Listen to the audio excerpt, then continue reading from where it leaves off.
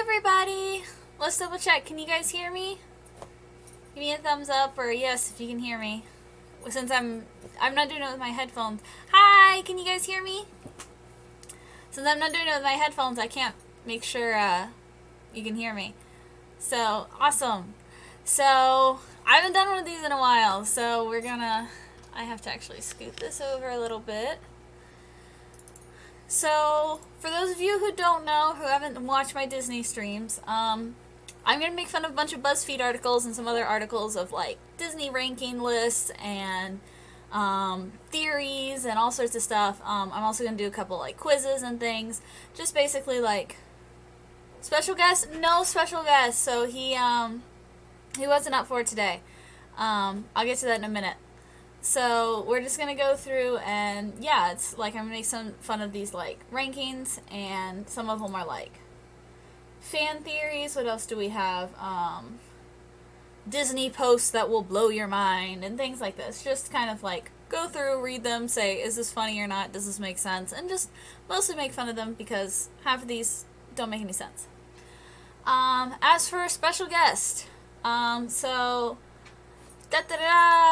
and I are back together, and Zeffy was going to be on stream, but he's not feeling well, so he did not want to be on the stream today. So he went home, and I'm sure he will be on another stream soon. He wasn't actually going to be on the stream anyway. He was probably going to sit, like, right off camera like he used to do. But we will, yeah, I'll bring him on stream again soon. We'll probably do a video once I beat Trials and Tribulations, doing like a discussion video again like we had done for the other two, Justice for All and the first one. So I'm going to pull up this one. Raisin missed a very horny chat when the bonk command didn't work. That's true. Crazily also missed the ooh woo voice. Crazily, you're gonna have to go back and watch on YouTube. I saw it alright in the clip. So, let's see. Okay, so this is... Let me make this a little bit bigger. And let me make it bigger over here.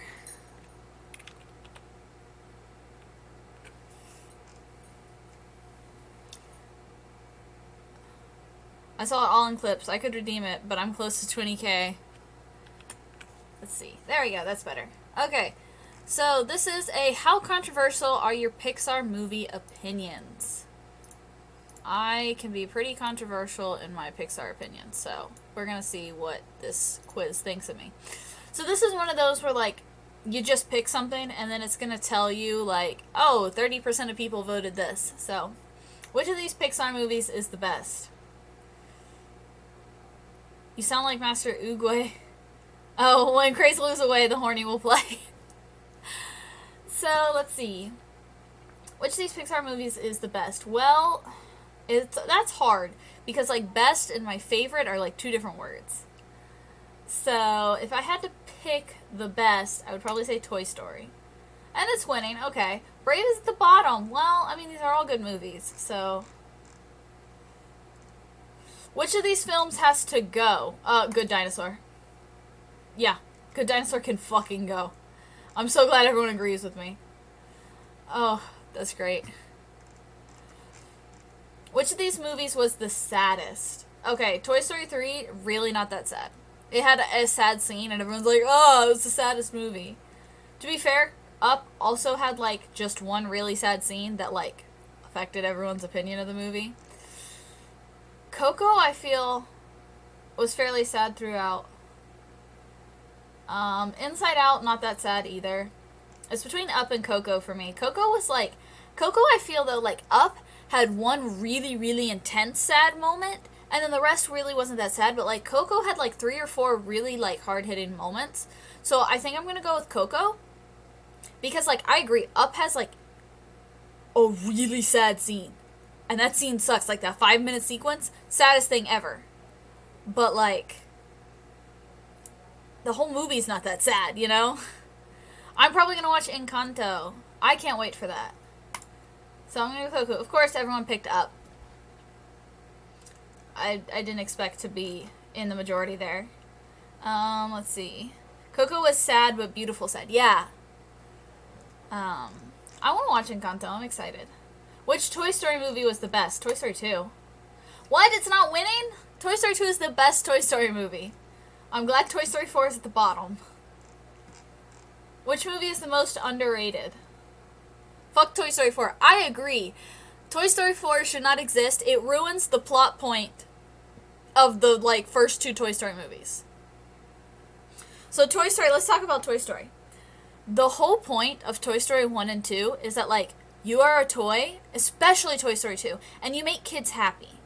Even, like, if you can't make them happy for it. Like, that's the ending of Toy Story 2, is they're like, you know, Andy won't love you forever, and he's like, yeah, but it's gonna be great while it happens. And then Toy Story 3, it's like, oh, but we want kids to love us. Andy is trying to get rid of us. What the hell? We want to be loved by Andy. It's like, okay. And then Toy Story 4 is like, I have to be loved.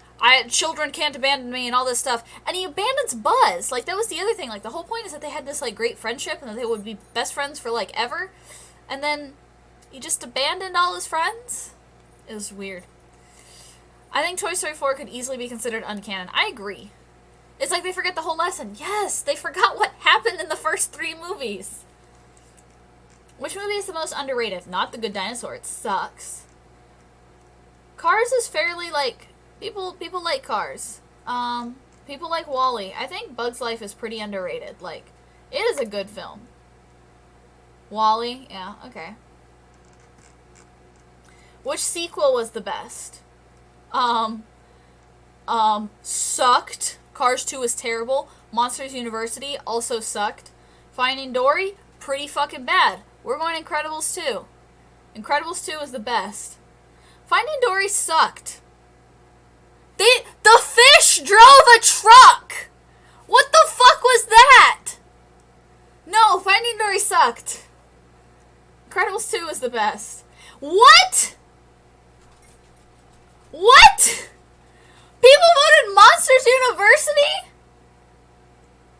And Finding Dory over Incredibles 2? Monsters U is terrible. It's also not a sequel, it's a prequel. It was bad. Monsters U was not good. It was stupid. And, like, I know it's a one-off line, but there's a line in the first Monsters, Inc. where he says, "You've been jealous of my good looks since the 4th grade." And then you're telling me they meet in college? And it was just a bad movie all the way around. It was kind of stupid. Like, no. Okay, whatever. I'm Finding Dory. The fish drove a truck. The fish drove a truck. That's all I'm going to say. All these sequels that need to happen. Incredibles 2 is fine. Incredibles 2 is fine. It should have happened. The other two suck. The other ones suck. A mouse drives a car and Mickey Mouse. Yeah, but that's different. That's like within the logic of Mickey Mouse. Finding Dory happens in the real world.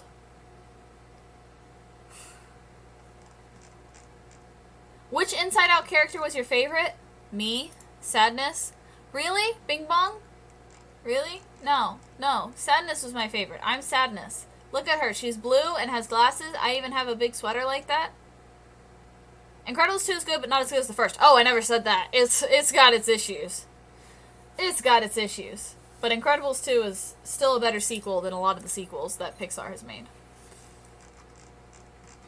Finally, which character was the cutest? Jack Jack from The Incredibles? That is an ugly-ass picture you picked for Jack Jack. Of all the pictures you could pick for Jack Jack, that's what you're picking? Okay.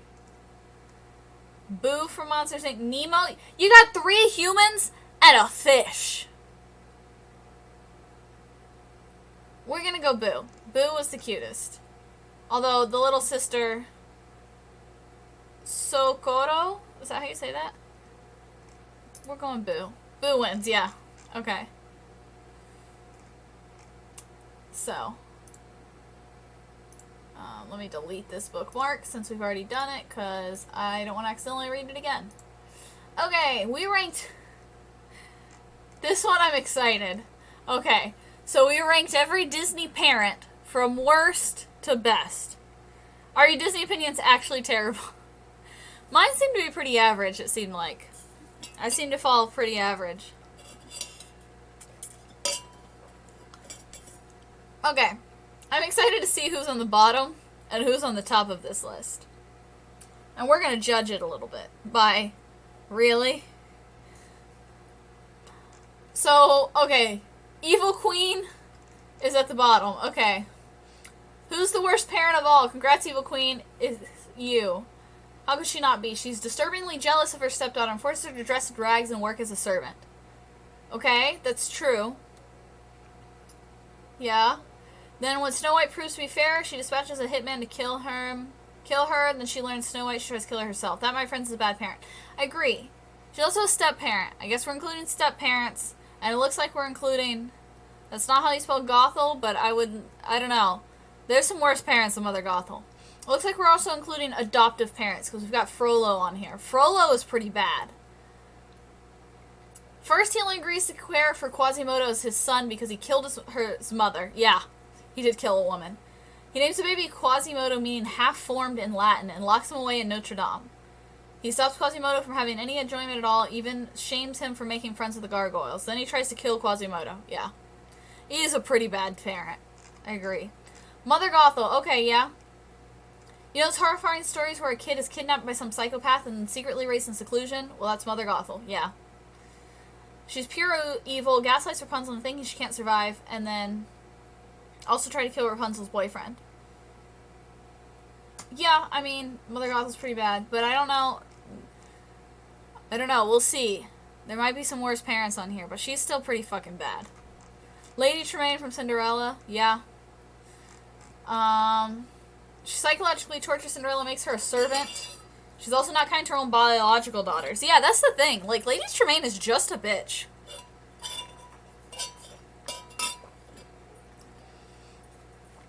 She's also not very kind, viewing them as merely representations of herself as a way to get ahead. And she does it while maintaining a steely composure that makes her even scarier, yeah. Kerchak from Tarzan. I haven't seen Tarzan in a while, so... He lost his biological son, so he went through some shit, but sorry, he's still a crap dad. He treats Tarzan with disdain for years and years, until on his deathbed, after Tarzan saved his family, he accepts him as his son. Too little, too late. I mean...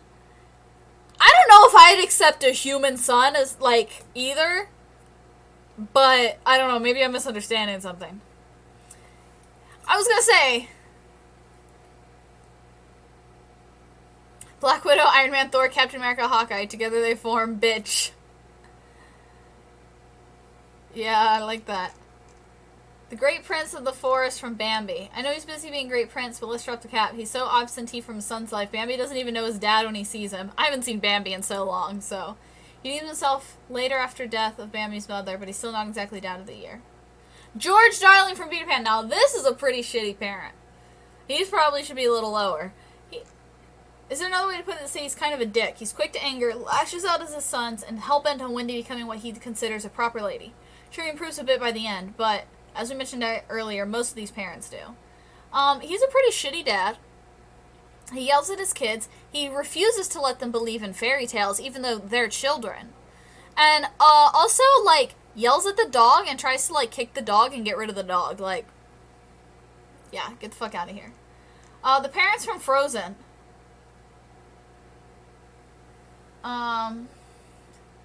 Yeah, their decision to isolate Elsa from the world was not great. This is a fucking essay here on their parents. Was not great. It may have helped her hide her powers, but it also made her incapable of connecting with people. It also made her impossible to control her powers. They literally told you not to do that. Like, the trolls told them, hey, don't make her scared of her powers. And they went, you know what? Let's lock her away because of her powers and never let her talk to another person ever fucking again.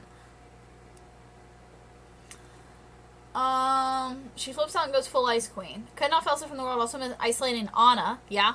Stunted her development. Is there any wonder she wanted to marry the first guy that bats his eyes at her? Considering that if something were to happen to the king and queen, their poorly socialized daughters be in charge of an entire country. Perhaps they should have skipped the dangerous trip overseas. Yeah. Geppetto? What did Geppetto do wrong? Hold up. I ain't seen Pinocchio in a while, but as far as I remember, he was a good dad. He was like the best dad. He made a puppet son and like raised him as a person. Hold on, why we doing my man Geppetto like that? a good person, it's very sweet to see him granted the dream of having a real boy, but shit goes south real fast when Pinocchio ends up saving his dad more than the other way around. Geppetto might not be cut out for this parenting thing. That don't make him 33 on this list. Geppetto should be way higher. The Sultan also should be a little higher, but he ain't that great of a dad either. Let's be honest, he's pretty bumbling, gullible, and foolish. He has terrible protective dad instincts, yeah. Most dads would have sniffed out a bad guy like Jafar and kept him far away from their daughter, but not this clueless, easily hypnotized Sultan. Let's put it this way. Would you feel comfortable leaving your kids with this guy? We wouldn't. He's kind of an airhead. And he could have done more from the beginning to help Jasmine not marry some fucking douchebag, but, you know, whatever. Maurice? Hold up! You're not doing my man Maurice like this! That's like saying Batman has a bad dad because he couldn't save his family from robbery. Hold up, we're not doing my man Maurice like this. Maurice is eccentric and scatterbrained. It says a lot that Belle loves him so much she's willing to live the rest of her life with the Beast to save him, and he does try to save her upon being released. Still, like the Sultan from Aladdin, doesn't do great in the would you let this guy babysit your kids test. He raised Belle by himself, and he's doing everything he can to give them a wonderful life. Fuck you, you not doing my man Maurice like this. Maurice is a great dad. He did everything he could, to the point where the town thought he was crazy because he was trying to save Belle and talking about a beast. Maurice is a great dad. He should not be 31 on this list. King Triton? No, he should be further down. King Triton could have done better for his daughter. Is this excessive yelling normal? Yes, welcome to the Disney streams. I'm just gonna yell. I'm just gonna fucking yell. It's probably pretty embarrassing to be the king of the ocean, have a daughter who keeps running or swimming to land, but he never gets down at Ariel's level and talks to her father's daughter. Instead, he always goes full authoritarian and smashes her stuff. When he comes around at the end, it's not remarkable for these characters. Exactly. He never tries to understand her. He's just like, fuck you! Humans are bad! Like, no. Why don't you talk to your daughter a little bit? You know, maybe. Yeah. No, he should be further down. Mr. Anderson from Inside Out. Oh, are we counting Pixar characters too, I guess? He may be a goofy, fun dad, but he has a lot on his plate, with making him distracted and not able to give Riley much time. Sure, moving your family and starting a new job is stressful, but he doesn't seem too aware of what Riley is going through or how this is affecting her. Thankfully, he's much more tuned in later. I will agree, like, both the parents from Inside Out are kind of like, but I don't think they should be this far down. They should probably be a little higher up, in my opinion. Oops! I accidentally went back. I hit the wrong button. Bob Parr from The Incredibles. Okay, he should be higher up. Bob, yeah. Bob is unable to follow his dream of being a superhero because of the Super's relocation program, and it's a crappy situation. But he doesn't deal with it well, and as a result is grumpy and puts his family situation at risk. Later he apologizes and says, I've been a lousy father, blind to what I have. He's set to be a great dad by the end of the movie. Fingers crossed. Yeah, I guess he should be more in the middle. I think he should be a little higher. He's definitely not the best, and he does put his family kind of at risk, but, you know, I don't think he's that bad. King Fergus! Okay, King Fergus is great. I love him. He's the definition of fun dad, who loves goofing off, but leaves the discipline and heavy lifting to the parent of his wife. Not cool. He can also be short with his sons. He loves his kids, though, and thinks a great deal of Mary. I think he should be a little higher. He's definitely the fun dad, but he does everything he can to protect his kids and his family and his country. Like he does a lot for his kids. Yeah, I think he should be a little higher.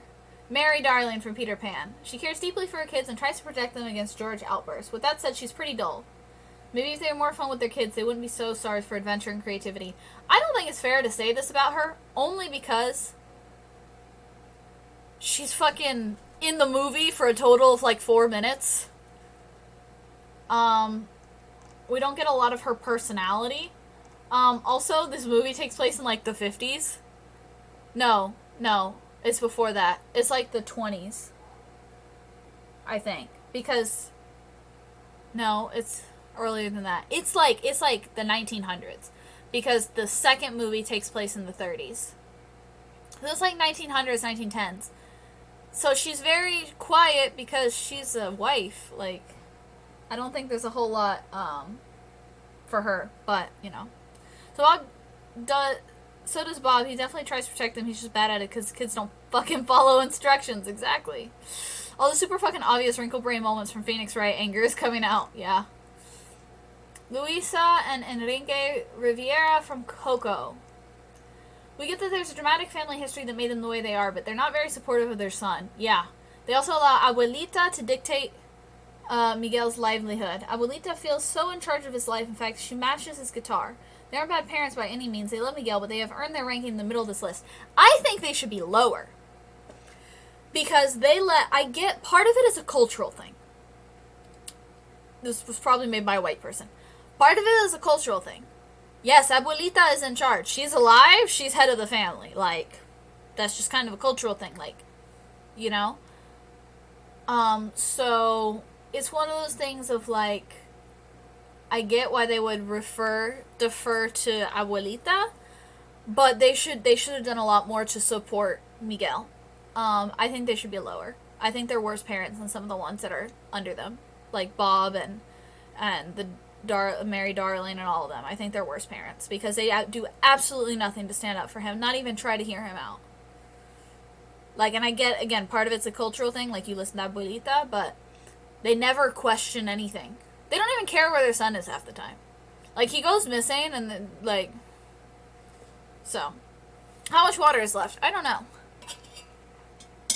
Maybe half the cup, but I'm not, if I do chug it now, I'm not drinking the whole thing. I'm just doing as much as I can do in one go. Miss Anderson from Inside Out. She's more tuned into what Riley's going through than her husband, does put effort to reach her, but she seems sad and probably has a lot going on inside. It's one of the reasons parenting is so hard. You're going through stuff that makes being a fully engaged parent difficult. Yes. But it literally says chug. I know, but were you not here? I chugged this thing one time and I almost died. Like, I was sick to my stomach the rest of the night. So I'm not chugging the whole thing. I need to change what it's called. I need to change it. So I will chug, and I will do as much as I can chug in one go. But I'm not chugging the whole thing because it made me sick to the stomach. Yeah, I was the one that redeemed it first. Okay, I couldn't remember who redeemed it. So, yeah, I'm not chugging the whole fucking thing. Moana's dad, I just realized looking at this one, we got Moana's mom. Moana's dad should be further down on this list than he is. And some of these other ones should be higher up because they're worse parents. She's a loving, nurturing mom. She does the best to support her daughter against her strong-willed father, but we can't think of how she helps her 16-year-old daughter head off into a wildly dangerous sea. That all works out because it's the Disney movie, but still a questionable move. No, she did what, like,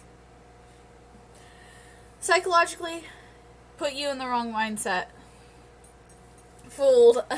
Stretch. Oh, that feels good.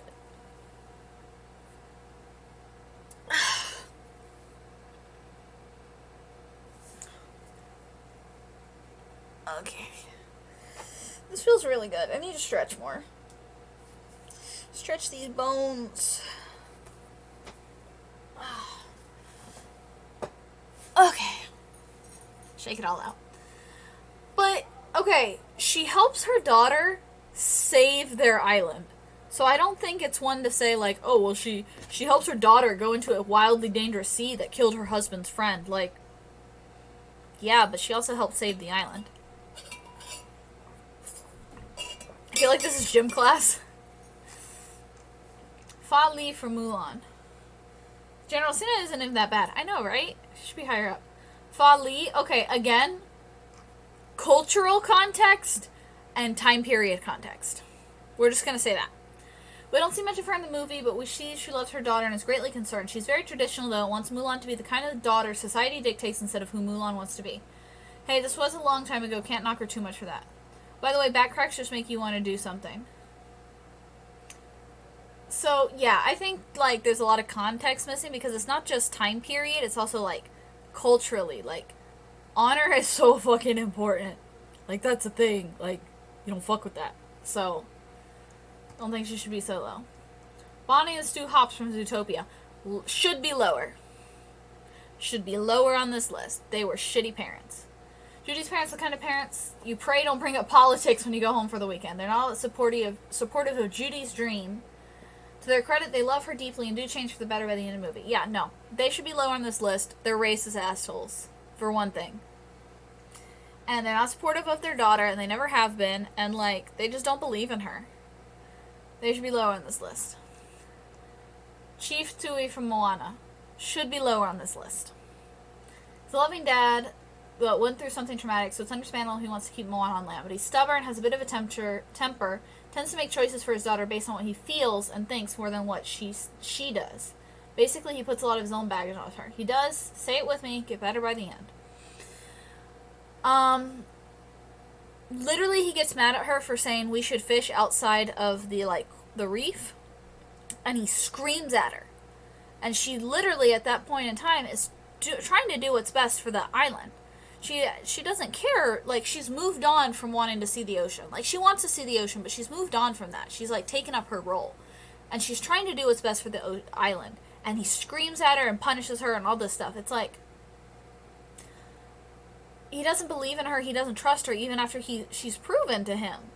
And then, yeah, Sina comes in and she's like, blah, blah, blah, blah, blah. You shouldn't have said that, whatever. And she's like, I'm trying to help my fucking people, right? So, like, he's unfair in that context. I get the, trauma is a thing, but, like, you don't put your trauma onto your kids. Sorry. It's your problem. Fa Zhao should be lower. Sorry. Like his wife, very traditional. He's an intense dude, but comforts his daughter and gives her good advice. And while his pride won't let him support Mulan 100% when she refuses to do what society expects of her, the fact that she's willing to go to war to save him says a lot about the kind of dad he is, don't you think? Then show it to us. Show us he's a good dad. Because the entire movie, all he does is scream at her and tell her she's wrong and tell her she shouldn't do the things she's doing and that it's wrong of her to question society and all this stuff. And the only good moment, like, they have a great moment at the end, but up to that point, it's like, okay, dude, you're an asshole. Django from Ratatouille. Forgot about this guy. He should be more in the middle. He's a little high for my taste, but he shouldn't be, like, really low. He should just be kind of in the middle. He may not be supportive of his son's dreams to cook for humans, but who can blame him? He's probably seen his friends and family viciously killed in rat trap. He's tough, but he loves Remy and comes to his dreams at the end. Plus, the parent who does what's right for their kid without worrying about being their kid's best friend is the right parent for the situation. His problem is not Remy cooking for humans in general. His problem is Remy's love for food. Remy just wants good food. And that includes cooking, but later. And at first, Remy just wants good food and wants them to not eat garbage. Like, I don't think that's a rough thing. But, I mean, yeah, he's an alright dad. He should just be in the middle. Charlie and Jenny from Finding Nemo. From Finding Dory. They love Dory and try to give her the tools to succeed with her short-term memory issues. When she gets lost, they never forgot her, laying down shells for years in hopes she'll find her way back to them. Good parents, even if they don't go after her the way Marlin went for Nemo. I don't have much to say for them. They're kind of whatever in my mind, honestly. Queen Eleanor for Brave. I think she should be lower. Not much, but she should probably be a little lower. She's a stubborn, hard-ass mom who doesn't always listen. She wants things to be done her way, and when Merida disobeys her, she throws the bow into the fire. That's the big thing for me. She's very intense, like, she knows how important that bow is to Merida after everything, and she tosses it into the fire. Like, I don't care how angry you are. That's like throwing your kids, like, stuffed bunny that they've had since they were a kid into the fire. Like, this was a gift from her dad that she's had for years, that she's carved and everything, and, like, taken care of, and Eleanor throws it in the fire. Because she's mad at her. Still, Eleanor loves her kid and will go to the ends of the earth for them. She definitely grows as a parent by the end. She's also trying to put Merida in an arranged marriage she doesn't want to be in. She tries to treat her like a kid the whole time. Which, to be fair, Merida is only 16. She doesn't listen to anything Merida wants or anything like that throughout, like, most of the movie. Even after she's turned into a bear. So, I don't know. I don't agree. Throw a gift for my dad into the fire. Bitch, you didn't buy this bow. Exactly. And he probably made the bow, considering what time period it was. So, I think she should be a little lower. But I also have... I don't think she's... Like, she's still a really good mom. Like, I love this movie. And reminds me of me and my mom's relationship a lot. So, you know. But, yeah. Chief Padahan from Pocahontas. It's a good dad who loves and respects his daughter. When she chastises the strive for giving into hatred, he takes her words to heart and releases John Smith. Despite these positives, he was very committed to his tribe's tradition and culture, and sometimes put distance between him and Pocahontas for it. As a result, Grandmother Willow becomes her real sounding board. I have no opinion. He's hardly in the movie, to be honest. Sarabi from The Lion King. Again, hardly in the movie. Honestly, not even going to read this. She's, like, not in the movie. I don't think she counts. Okay. We're really putting them on this list? Look, I love Tangled, but they don't even speak in the movie! Y'all! These people don't speak in the movie! Why are they on this list and so high? Guys, I love Tangled, but they don't belong on this list. And not this high. They didn't do anything. They don't even speak. I kid you not. They don't make a sound throughout the entire movie. We see them at the beginning, and they, like, hold Rapunzel, and they look at it and they go, oh. And then, at the end, they nod at each other in one scene before they put off the lanterns, and at the end, when she comes home, they, like, hug her, and I think they laugh. And that's it. Like, they have no speaking lines. They don't say a single line of dialogue in the entire movie. The grief over losing Rapunzel is palpable. The fact that they still honor her every year says a lot about how deeply they love her. When they reunite Rapunzel, they welcome Flynn too. We don't know much more about them than that. They're probably very good parents for Rapunzel as she lives the rest of her life. I'm gonna let y'all in on a secret. If you watch the TV show, they're shitty parents. Well, dad's shitty. Mom's kind of whatever.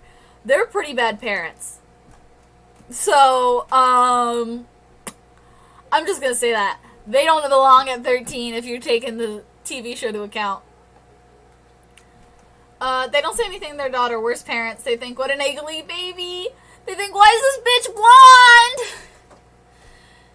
Dad's starting to think there was some cheating going on. No, but seriously, like, they don't deserve to be on this high on this list. Like, they don't belong here. Just saying. Especially if you take the movie, like, the TV show to account. Marlin from Finding Nemo. He's seen some shit. I mean, he lost his wife and, like, hello, I need to resubscribe, but I have to wait until I get home. LOL. Hi, Igloo. No worries. We're just hanging out, doing some Disney stuff. I'm making fun of this tier list about parents. Disney parents. He lost his wife and like 399 children. An experience will change a man, so it's understandable that he's an overprotective worrywart. But Marlin loves Nemo with every fiber of his being and gladly went to the ends of the earth to save him. He's an imperfect parent, but damn is he a good one. Marlin's a pretty good dad. A few yellings here and there. Look, welcome to a Disney stream. I get intense about my Disney shit. Bambi's mother. We don't know much about her, but she's loving and protective. Teaches her son how to survive the forest. Tragically, she ends up giving her life for her child. She would likely be ranked higher if we knew more about her. Again, I don't think she even belongs on this list. Sounds fun. I'm going to get my copy of Shining Pearl. That's awesome. Pongo and Perdita. Not only did they go the extra mile and risk their lives to save their kids, but when they learned there are 84 other Dalmatians Cruella might kill, they adopt them. Gotta say, any parents who are willing to raise 99 kids are pretty impressive if you asked us. Yeah, I didn't expect them to be on here. They're dogs, but pretty good parents. Best dad. Tiana's dad. He's great. He had a lot of frustrated dreams in life, but was always a devoted father. He teaches his daughter about cooking and to work hard for what she wants. Together they have a shared dream of opening a restaurant, something Tiana never forgets even after his death. Following an example, she works hard for years until she opens a restaurant in his honor. Her undying love and appreciation shows he's a top-rated dad. He's a pretty fucking great dad. Helen Parr from The Incredibles. Great mom. Great mom. Teach me how to survive. She failed that, didn't she? Bro, stop! You right, though. Like her husband, she had to give up her superhero dream, but she sucks it up for her family and does what needs to be done. While she's a bit strict, she's picking up Bob's slack. Her family is lucky to have her. Yeah. Yeah. This movie shouldn't exist. He knows full well Arlo needs to toughen up and survive, and he works endlessly to ready him for the world. Also, he never gives up on teaching Arlo when he struggles. He even dies saving his son. Later, he gives his son guidance in spirit form. Don't you just love Mufasa? I mean, Papa Henry? Exactly, the movie is just Lion King, but worse. Like, I need y'all to understand, The Good Dinosaur could be recalled Lion King. It's the same. It's... He's not a great dad. He's not. He doesn't belong here. He should be at the bottom. Eudora from Princess and the Frog. Eudora is kind and nurturing and raised a great kid, and while James' lesson about hard work are important, so is Eudora's example as a hard-working seamstress. She can be a slight nag, telling Tiana not to work so hard and do the whole, when am I getting grandkids? But she deserves a spot high up on this list. She's a great mom. Mama Ida, again, Good Dinosaur doesn't belong on here. Both the parents suck. So, I'm moving on. Mrs. Jumbo from Dumbo.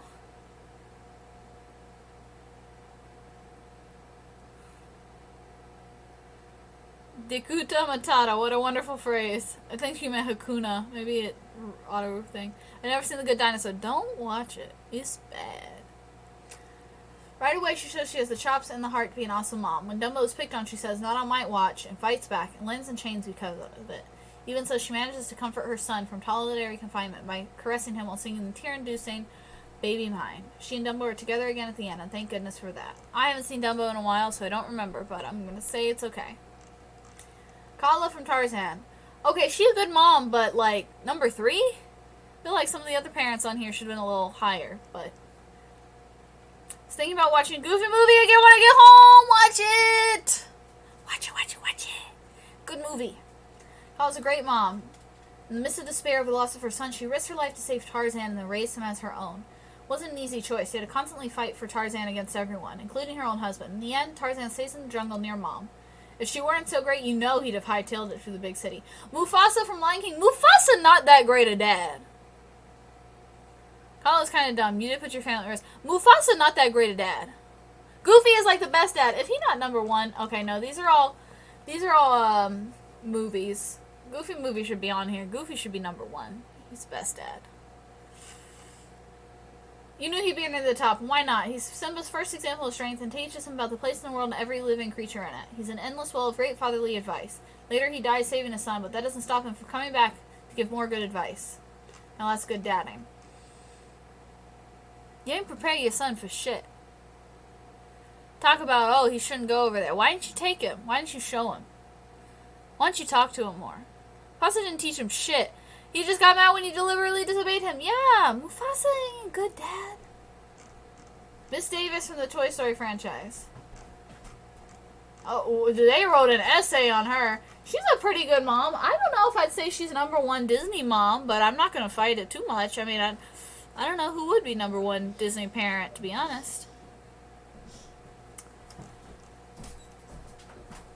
The Toy Story movies are first and foremost the Toy Stories, but in the background has always been Miss Davis. We don't know much about her life, other than she's a single mom struggling to raise 2 kids, but she's always there. We watch her throw a birthday party for Andy, suffer through trips to Pizza Planet, take her kids camping, and perform the mundane tasks of parenting.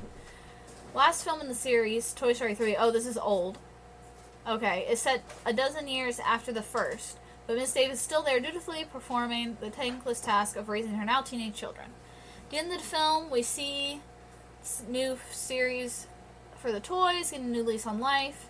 But that moment was so climatic for one Miss Davis, Andy kindly graciously giving his toys away before going to college. We never know her real private struggles, but that's okay. She lives in a world that's more like her own than usual Disney films, so she never gets a chance to dramatically die, saving her son like Mufasa to prove her mettle to her daughter after being turned into a bear by a witch. All she gets to do is put in the time, and she does it selflessly and with love. Whoa, that was a mouthful. It was okay. It was okay. I mean, I guess I agree. I don't know who else I would, like I said, I don't know who I would put as number 1, but she's pretty good. When I was a kid, I was like, Goofy, why do you care your son wants to go to the Dome concert? And as an adult, I'm like, Max, just spend time with your dad. It means the world to him.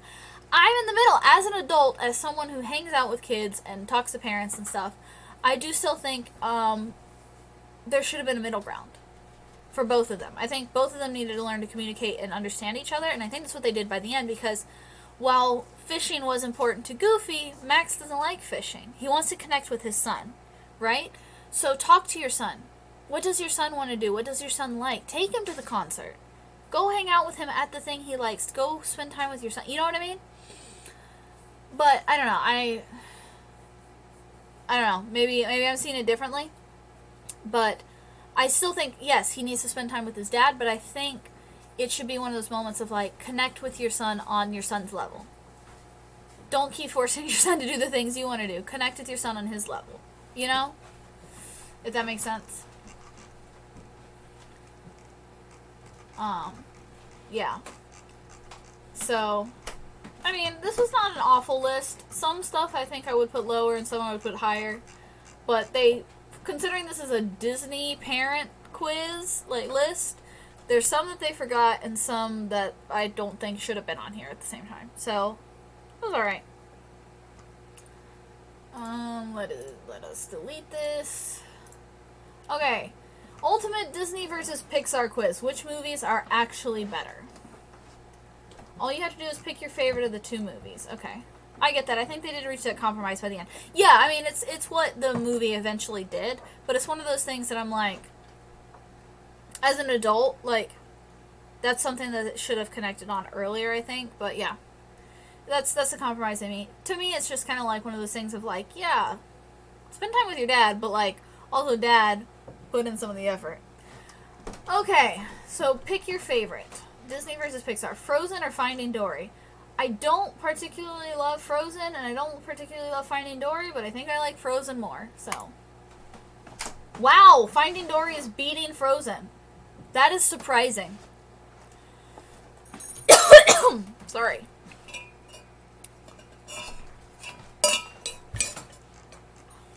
The Lion King or Finding Nemo?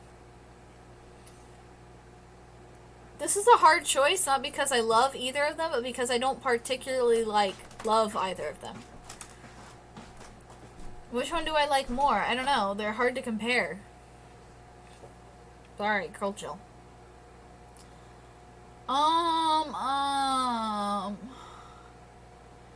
If you asked me which one I want to watch, which one am I gonna pick?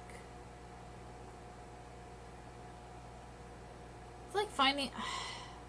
This is hard because I don't particularly love either of them. Like, I don't have strong feelings about either of them. I know for a lot of people it's like, oh, Lion King is a masterpiece. And I'm just kind of like, yeah, it's pretty good, but...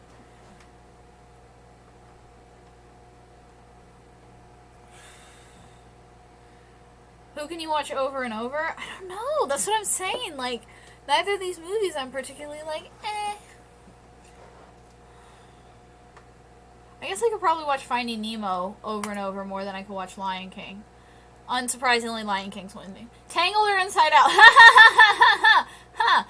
Easy. Easy. We all know my love for Tangled. Oh my goodness, I forgot to show you guys. Where is it? I got new pins. Okay. So, there we go. So this is all my pins. Most of them are from Disney. I got new ones. Zeffy brought me some from Disney World. So I got this cool bisexual Mickey, this Minnie Mouse Converse, and yeah, he got me this one, but I already had this one. So I got these two. These are all my pins. I also got this one when I was in New Mexico from Meow Wolf. Yeah, got lots of pins. Most of them are Disney. Oh, hold on. Boo. You guys want to see an Angelo? Hi. What's up? I need Sorry, guys. 2 controllers. What kind of controllers? Switch. Okay. Do you need Joy-Cons or anything works. Pro Just controllers? 2 sets of controller. Over in my drawer, there's my pink and blue Pro controller. Black, pink, and blue in one of those drawers. And there's a set of Joy-Cons. Sorry, guys. A Wild Angelo has appeared. Yes, he has. He's got friends over. So, Aladdin or Up? Angelo would kill me if I don't pick Aladdin. Angelo, Aladdin or Up? Definitely Aladdin. What are you talking about? I mean, I have to agree with him. I like Up, but I can watch Aladdin more. Like, I can sit down and watch that one over and over again. Tarzan or The Incredibles? The Incredibles. You said set of Joy-Cons. You mean this box in here? Yes. Okay, thanks. Pick Up just to mess with him. I should have. Bye. Bye. Beauty and the Beast or Ratatouille? Did they just put the 2 French ones against each other? I like both, but again, I think I can watch Beauty and the Beast more. I seem to have pretty, average tastes so far. Snow White or Monsters, Inc.? Okay, Snow White is a classic, but honestly, it's pretty boring. Yeah, I'm not surprised. Pocahontas or Brave? Brave. Fuck you guys. Brave is better. Mulan or Wally? Mulan. Cinderella or Cars? Okay, now you actually give me another challenge. Like, how can you compare these two? Ah! Like, it depends on my mood. I mean, I'm probably gonna pick Cars because I love that movie. It's like, I can quote it kind of thing. But, like, how can you compare these two? Cars, life is a highway, and I want to ride it all night long. Life is a highway, I want to ride it all night long. If you're going my way, I want to drive it all night long. Through all these cities and all these towns, it's in my blood and it's all around. I loved you now like I loved you then. This is the road and the... Sorry, I love that song. I've loved that song forever. It's a Rascal Flatts song.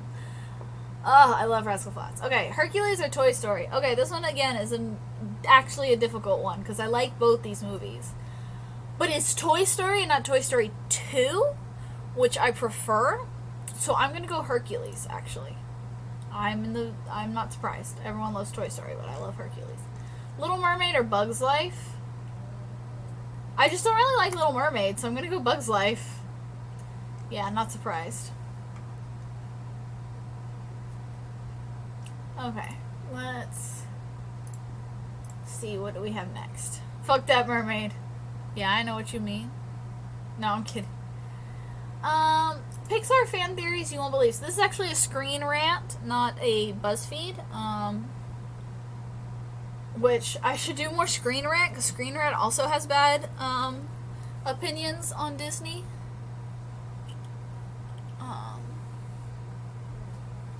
There we go. Alright, it's like pushing my head a little bit. This is a brand new mini ears that Zeffy bought me. And it's kind of digging into my head. Ooh, woo! You're gonna make me do the ooh, woo! Okay. Hold on. I gotta accept these. Okay, let me set a timer. Hold on.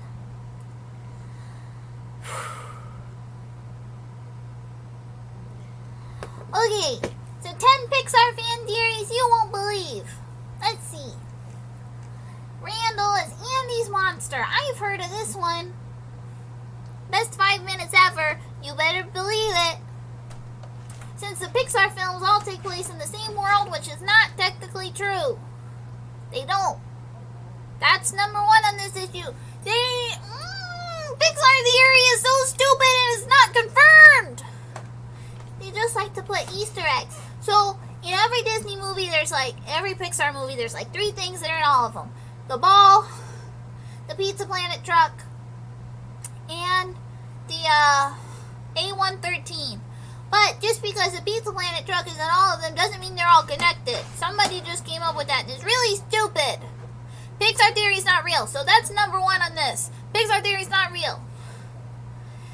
Since the Pixar films all take place in the same world, which is incorrect, it makes sense that the Pixar children would have the monsters from Monsters, Inc. who come to the closet to scare them. Andy from Toy Story is no different. How do we know it's Monsters, Randall? Clues come from 3 different places. In Monsters, Inc., Randall is seen practicing camouflage against a background that looks just like Andy's old room. Toy Story 3, we see a sign on Andy's closet with a picture of a creature that looks like Randall. The 3rd clue comes from the official Monsters University College website where a door that looks just like Andy's is spotted. We're sold. That's so stupid! Whatever. Riley is adopted. Well, I haven't really seen Inside Out all that much, so I can't really say much for this one. Pixar has shown us a lot of different families. One is the family from Inside Out. They seem like a typical family, but a lot of people think that Riley may be adopted. Riley doesn't look like her parents. Okay, now, so, that's not the only proof. One moment is seen where her mom appears to be standing well and put together for the first time she meets Riley, not just as she's just given birth. Another piece of the puzzle exists in Riley's family island of personality, where you can see a family tree. A single person who we assume to be Riley exists at the top of the tree rather than the bottom. This is believed to be the family she imagined to have someday, since there's no biological family to exist above her. I don't think this is really correct, because I didn't really look, well, I mean, she looks like her parents. I mean, maybe she's a dog. I could see it, but I don't know. Just to say she doesn't look like her parents is kind of silly. This is a cartoon. Also, my parents both have jet black hair, and me and my brother had blonde hair, because our hair all gets darker. Also, every Pixar movie has John Ratzenberger do a voice. I forgot about that one. You're right. You're right, Igloo. And I'm glad you got Shining Pearl. I hope you find some food. Voice is so flawless, almost like it's natural. It's really not. I'm having a lot of trouble, actually. Carl lost his mind. We all know that Carl from Up took a fantastical adventure by using balloons to float his house to a waterfall where he always wanted to go. Did this trip happen, though? Some Pixar fans don't think so. You're just boring! These people piss me off who are just like, it was all a dream. Or, they're in a coma. What is it, the Rugrats girl is in a coma? Or Candace made it all up? Or, this one that he lost his mind. You're just boring! It just happened. Who cares? It's a cartoon!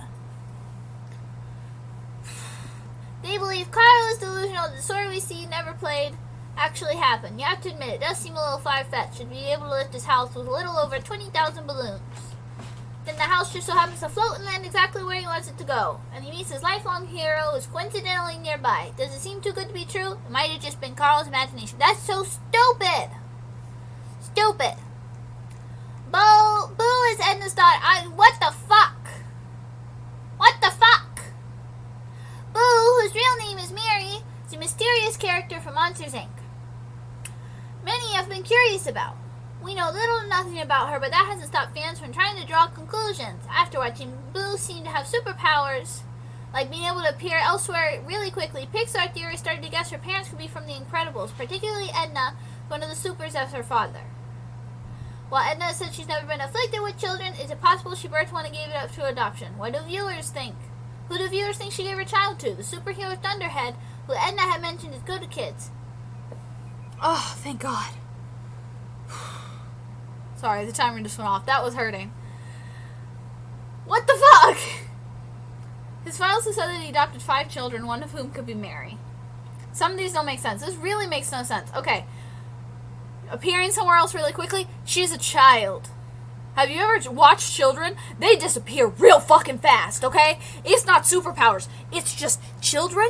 Children just move quickly and quietly, okay? Children are just... Okay? Also, you think... Edna fucks. Let's be real, Edna fucks. But you think she, had a child? This woman? This woman had an abortion. This woman had Plan B. This woman is on birth control. This woman does not want children anywhere near her. She said she's never been afflicted with children. She's making sure she's not afflicted with children. She's not even doing adoption. This woman is like, nope, get that baby away from me. At 16k points, sure would suck if I redeem another. Ooh. JK, I won't. You can. I don't have a limit on those per stream. Just give me 5 minutes to recover.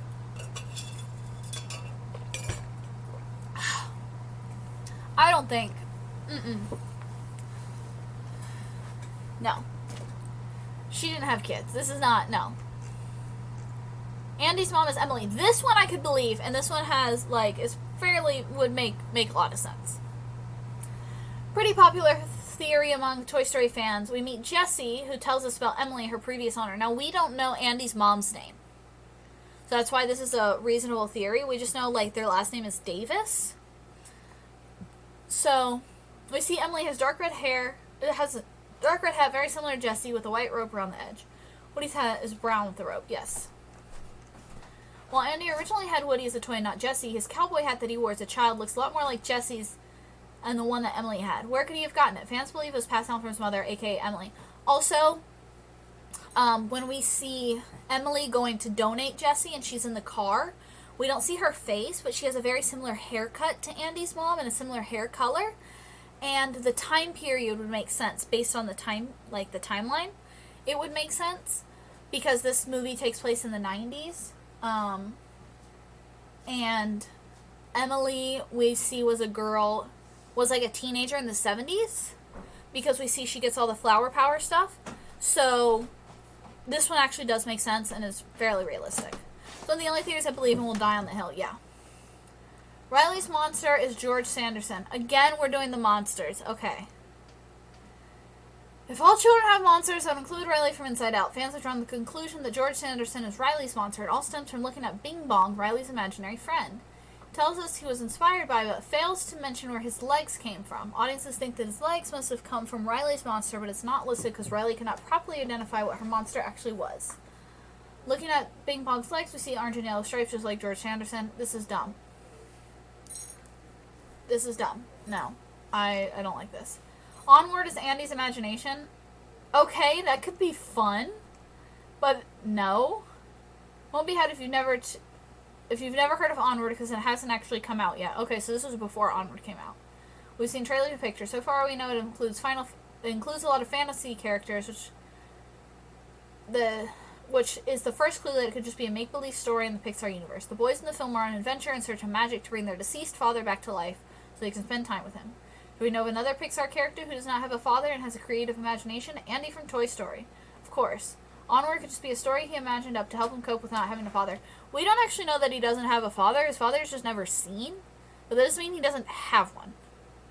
His dad could just be at work because most of the time when we see it, it's during the day. And Andy is like... Let me see. During the first... No, he has a dad. Hold up.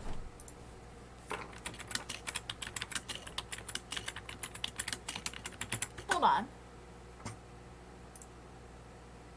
I'm pretty sure his dad is driving the car. Like, the truck. I'm pretty sure he has a dad.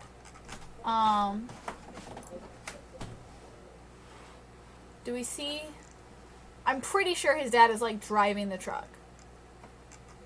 Maybe we don't actively see him, but he has a dad. No, he has a dad. This is stupid. The Witch's Boo, again, this is another thing. A lot of these are hopeful theories based on small obscure details, like the same color shoes or same design. Like, these are all Pixar animated, there's multiple black shoes. Come on. I agree. This one comes from another trying to tie all the Pixar movies together, and because of one little thing, there is an Easter egg of Boo in the witch's hut. Or not of Boo, of Sully.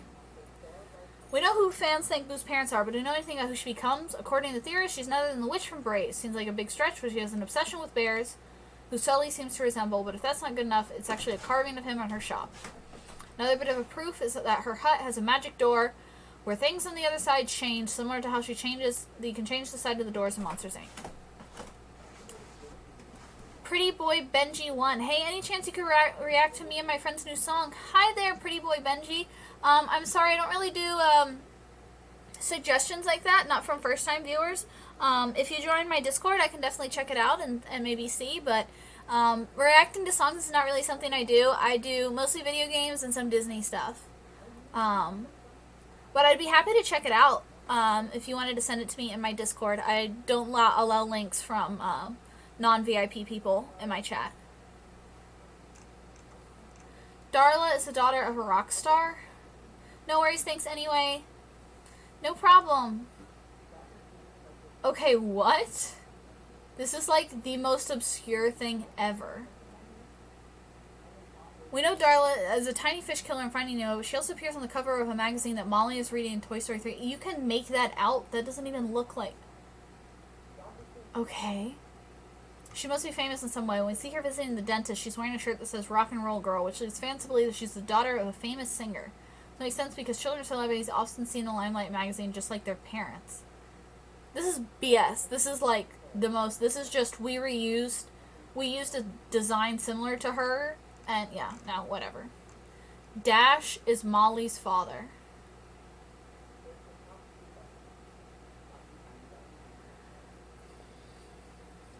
if you take a good look at Andy and Molly from Toy Story, they don't look that alike. So because I wear a rock shirt that makes me famous, the fuck? No, I agree. This is so dumb. While they share blue eyes, one has an oval face and straight brown hair, and the other has a square face with blonde curly hair. This can mean they have different fathers. Who else in the Pixar world has blonde hair and a square face? Dash from The Incredibles.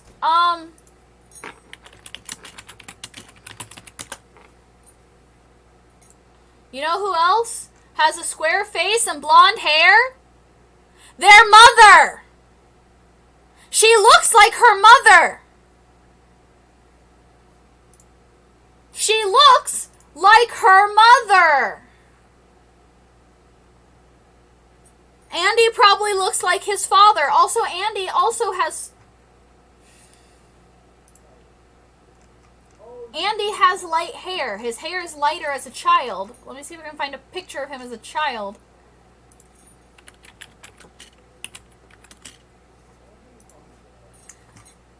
Let me see. Where's him as a young kid? Yeah, he has like lighter hair as a young kid. It's still pretty dark actually. But like, he probably looks like his father.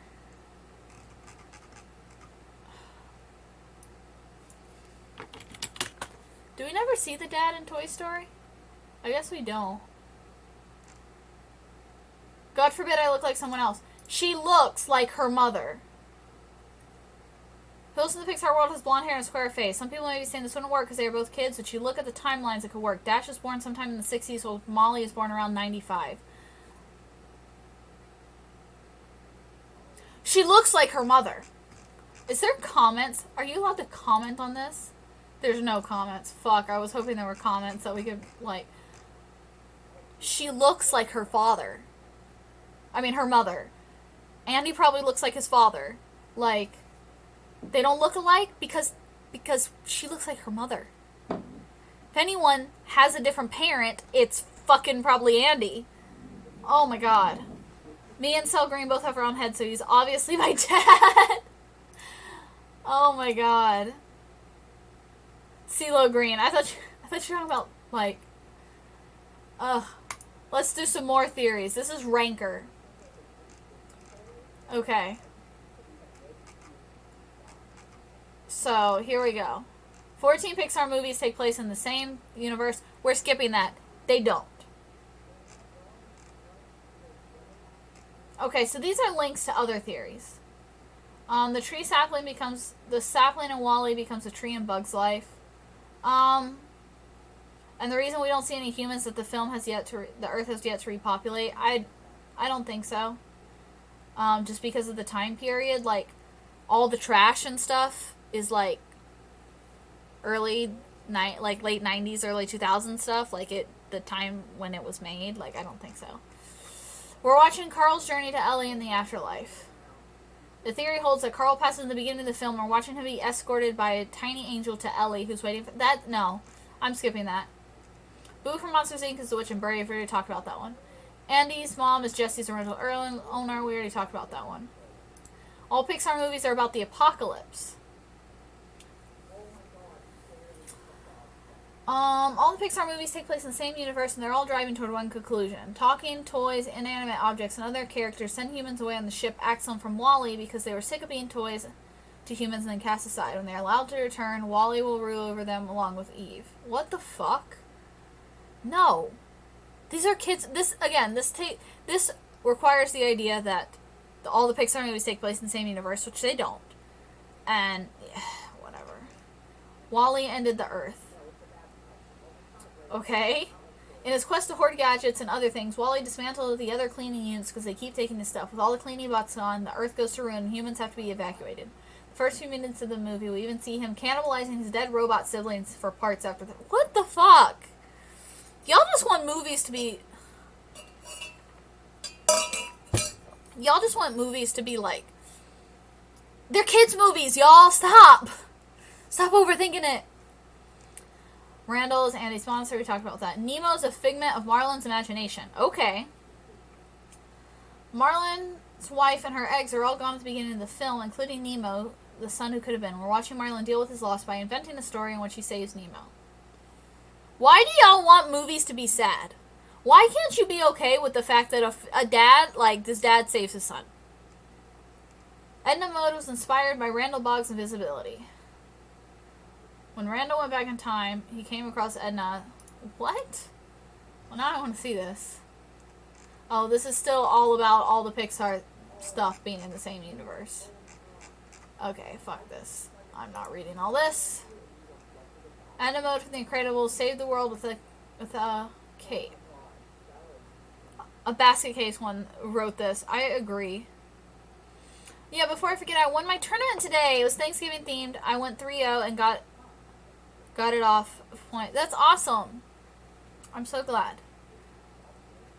In this no capes policy was fierce until Syndrome came to her for a new outfit. Not only did she study his powers and make suits for the Incredibles to do battle with him, she also gave Syndrome a cape. That cape turned out to be his downfall. Perhaps Edna planned it all along.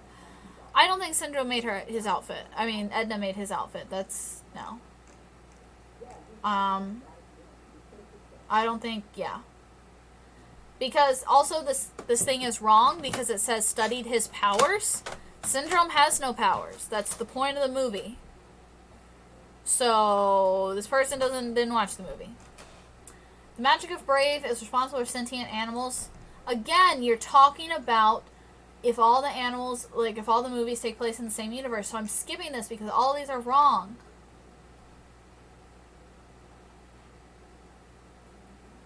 You're just, so many of these rely on the fact that all the Pixar movies take place in the same universe, and they don't.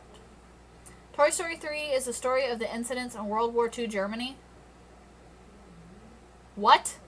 This theory holds that Andy leaves his toys behind as the Allies did with Jewish people. Buzz's attic sanctuary is akin to Anne Frank's hiding spot. The incinerator symbolizes the horrors, the oven, and concentration camps. What is wrong with you people? What the fuck? What the fuck?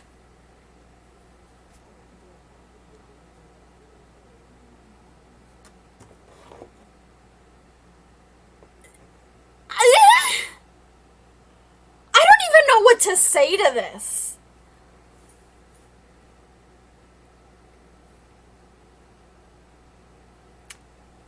What the fuck? Also, Andy didn't leave his toys behind. They got mixed up, and his mom accidentally dropped them off, for those of you who haven't seen the movie. So what the hell are you talking about? What the fuck is this?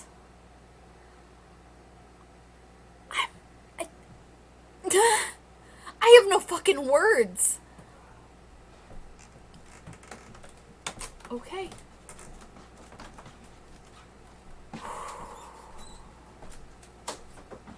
This is another thing where things reference other movies, but they're not necessarily in the same universe. They could be, but they're not necessarily. By and Large is the corporation that owns everything in WALL-E. You also see the By and Large logo on in Toy Story 3 on Buzz's batteries. So there's little Easter eggs like that. So leaving toys behind equals the mass systemic anti-Semitic murdering of Jews in Nazi Germany? Go fuck yourself. Monsters are a super species of animal and machines. No, thank you. 2 trailers, 2 movies, more post-apocalyptic worlds theories. This, again, this is the same. So, this is another thing of, like, why I don't think the Sprout from WALL-E is the one in Bug's Life. This trailer shows that there are humans.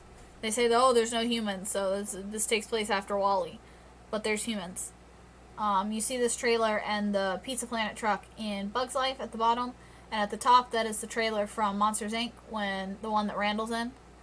So, this is saying, oh, it's the same one, this is Apocalypse, whatever. But it's just the same house. So, again, I don't mind tying some Pixar movies together because there are a lot that do sort of tie together. These two tie together, obviously.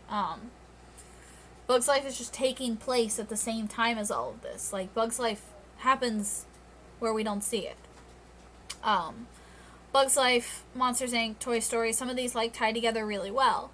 And I think it's fine saying, oh, some of the Pixar movies do take place in the same universe, but this theory that every single one, and it gets harder and harder as Pixar movies come out, they are trying their hardest, their damnedest to put every Pixar movie into this theory, and it does not work.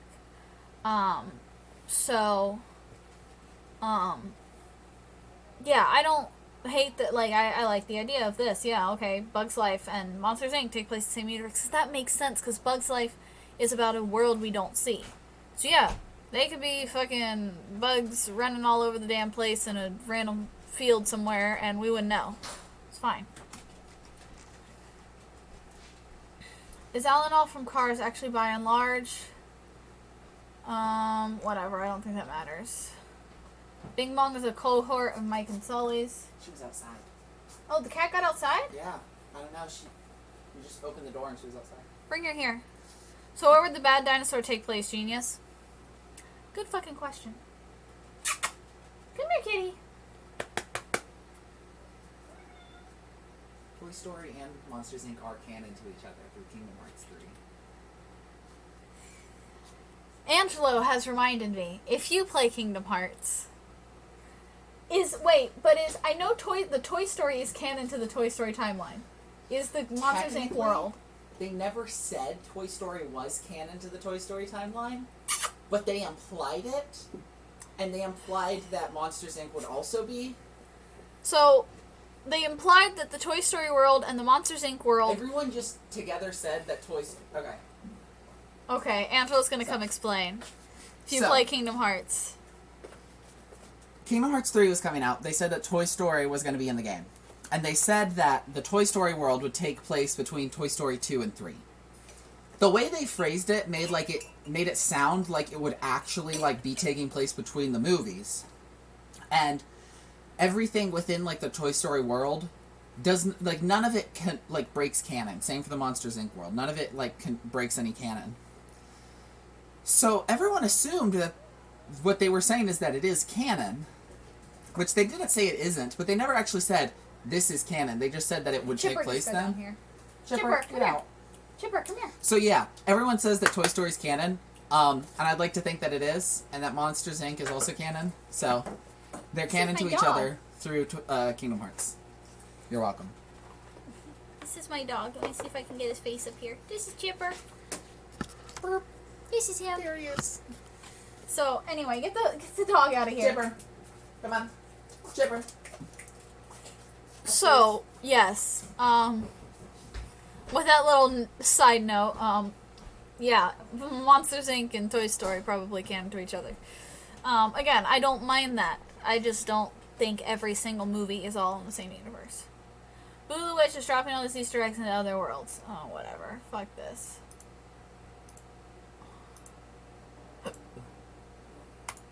Okay, this is one of these I'm going to make fun of. Because this is a collection of Tumblr posts that BuzzFeed has stolen that drag the crap out of Disney movies. Now, I've seen some of these lists. And if it has any of the ones I'm thinking on here, they're incorrect. Most of these are incorrect because these people haven't seen a Disney movie in 10, 12 years. So we're going to correct them and make fun of them. When poor Elsa couldn't catch a break. Okay, hold on, this is funny. Why does Squidward's face show more emotion than Elsa's? His paycheck. Okay, but they're just different animation styles. Let's be real. But this is pretty funny. Disney on Ice is scary. I don't get how this is a Tumblr post dragging Disney, but okay. When they found the magic formula when it comes to titles. Rapunzel, Tangled, The Bear and the Bow, Brave, Snow Queen, Frozen. How can we improve these titles? Adjectives. I can tell you why they did this.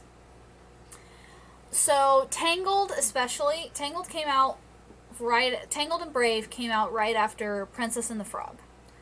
Now, Princess and the Frog is called The Princess and the Frog. So, with that title, they realized they alienate their male fan base. Rapunzel, that's clearly a Disney, a princess movie. They alienate their main fan base. That's why The Tangled trailers had a lot of Flynn Rider in them because they were trying not to alienate their male fan base. They were trying to get men and little boys to come see these movies too, not just little girls. So with Tangled and Brave, Bear and the Bow still sounds good. I don't know why they changed that one, but Tangled and Brave specifically came out as princess movies after Princess and the Frog that did not do well. So yeah, Snow Queen, again, Snow Queen, that would alienate male fan base. Frozen sounds a little more like, oh, what is this movie going to be about? And like I said, that's why with Tangled, they had a lot of Flynn Rider in all the trailers. Very little Rapunzel herself. So, yeah, I mean, it's funny to make fun of it, but that's the reason they did it. How many innocent cats have been lifted in the air because of the Lion King? I want to do it right now. Where's Pearl? Pearl, come here! I used to do that all the time. My mom's got a video of me doing it from when I was like in middle school. But again, how is this dragging Disney? Like, these posts are not dragging Disney. Well, they pretty much nailed history. All these white men are dangerous. World history in one sentence. Yeah. Again, but this is not dragging Disney. The title of this article is stupid. Should have just been a bunch of funny Disney text posts. My friends danced to the song at the end of Tango. I can never remember the name of it at their wedding. Would that be I See the Light? That's a great song. I love that. Yeah, that's a great song. That's so cute. Yeah. I don't know what I would want to dance to at my wedding. Well, they took a deep dive into Moana's name. Moana's dad. I want to keep my daughter safe away from the ocean. What should I call her? Ah, yes, I'll name her Moana, which means ocean. Okay, yeah. Like, come on, Disney. When they seemingly gave up on their sequels. Are you guys seeing this? This is Esmeralda in the sequel. Let's take a second to compare Aladdin to Return of Jafar. Oh, poor carpet. Poor carpet. Oh god, that's hilarious. Oh, that's great. When Frozen 2 took a turn. Frozen 1 first teaser. Hey guys, look at this cute snowman. Oh no, his nose fell off. Frozen 2 teaser. Elsa's going to physically fight the ocean and Anna fucking decapitates guy. Yeah. I remember those trailers. Ah. Disney was so great. Again, this is not dragging Disney. This is actually talking about how great it is. He has tears in his eyes. He's crying. He knows he won't ever have a life with Rapunzel. He's sad and he's leaving her broken heart like this, and he knows he will die in her arms. Like, I just can't. He also got stabbed, and I'm sure there's like hell. This is just making fun of this other,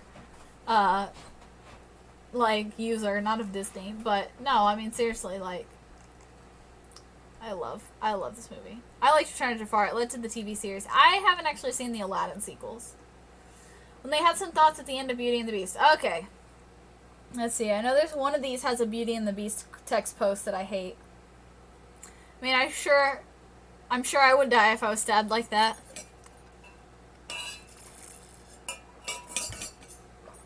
So after Belle and the Beast got married, they had to buy all new furniture since half the castle turned into people. Beauty and the Beast 2, trip to Ikea. Beauty and the Beast 3, return to Ikea for refunds. So, this is funny, but I always just assumed that, like, they just, the witch just, like, merged them with furniture. Like, the furniture still exists over here. Like, it's existing furniture, and they just, like, put the souls into the furniture, and they just kind of popped back out, but, I don't know. New ship was born. It's really good. The voice of Homer Simpson voices Genie in it. Oh, God. Sure, Elsa might know how to make a fierce exit, but Cusco knows how to make a fierce entrance. Imagine if they had a kid. Let it groove, can't hold back all the moves. That's stupid. But we saw them transform from furniture. Yeah, I was just thinking about that. I don't know. I just, like, that was what I always assumed, but I don't know. Otherwise, they have, like, extra furniture in their house, I guess, when all the things were furniture, and then now they have just enough furniture? I don't know. And they make a good point about these love interests. We're alive. Her hair glows. Best. Flynn Rider has his priorities sorted. Flynn Rider is the only sane person in Disney. Other than this guy. I've never heard this song. Maybe they're related. It's the hair. Again, this isn't dragging Disney. I hate that the title of this is that Tumblr hilariously dragged Disney. Like, some of these are funny text posts. When they point out Ariel's mistake. Ariel, you stupid idiot. Your bra doesn't match your tail. You look like a freaking fashion catastrophe. No, they had to make sure you know who the main character is. I mean, that's a big-ass house and a whole dungeon. I'm sure they weren't missing anything important. When they saw an interesting pattern. But seriously, though, if you ever find yourself in a Disney movie and something or someone starts mysteriously being surrounded by green limelight, stay away from the thing. Everything lime green is evil. Just remember that. Everything lime green is evil. Every villain is lime. Yeah. Why is green always used to symbolize evil? Specifically lime green. Oh goodness. When I walk into hell. To me it looks like Woody's gonna start a stripper routine. I mean, he's already got the name for it. Yeah. How imagine the writer's room at Disney? How I think Zootopia was made. Person at Disney Animation Studios. We should make a buddy cop movie. Did you say bunny cop movie? Yes. Okay, it's not that funny. When they remembered history. Are they going to live happily ever after, Mama? No, because they are nobles in Revolutionary France and will be guillotined. Why are you gonna do this to Disney movies? Hell yeah, let Woody go to a bachelorette party! Why was Ariel so impressed with the fucking fork? What is this? Wow! Are you kidding me? Your dad swings around a giant glorified golden fork every day. The state mermaid education is in... The state mermaid education is in is appalling. At least this person admits that they haven't seen the movie in years.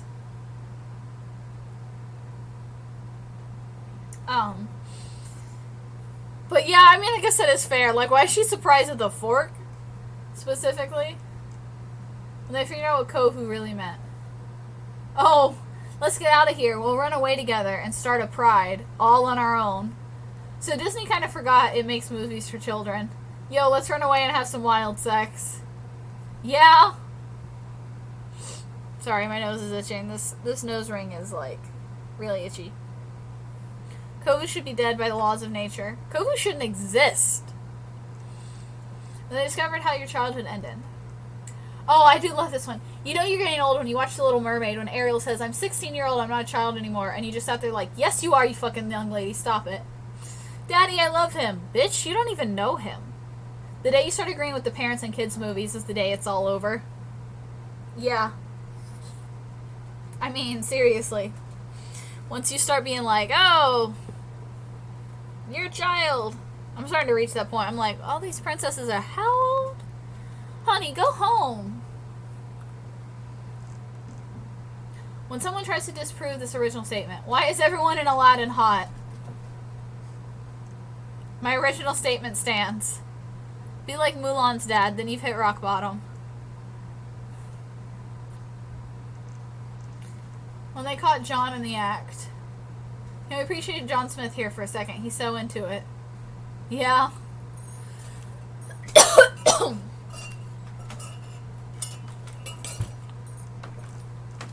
When they discovered something important was missing. Do you trust me? No, where are your nipples? Yeah, Aladdin doesn't have nipples, guys. I don't know why, but he doesn't have nipples.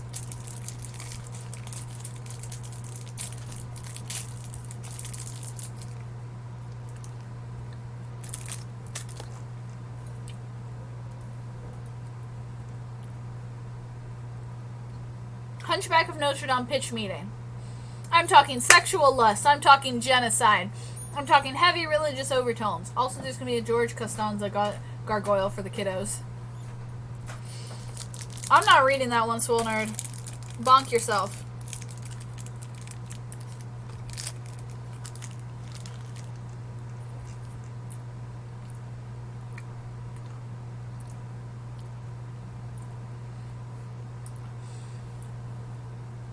Belle, don't you ever want to escape? Mrs. Potts, I'm a fucking teapot. Where would I go? Fair. If you think about it, Ursula was actually really nice, because she only promised Ariel legs. She gave her really nice legs that match her body type and skin color, which she could have just as easily given her goat legs. I mean, she got a point.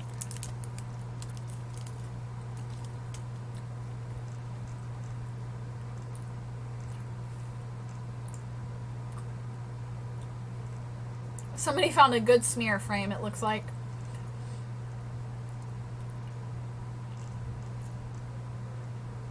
Okay. It's time for the fucking rant.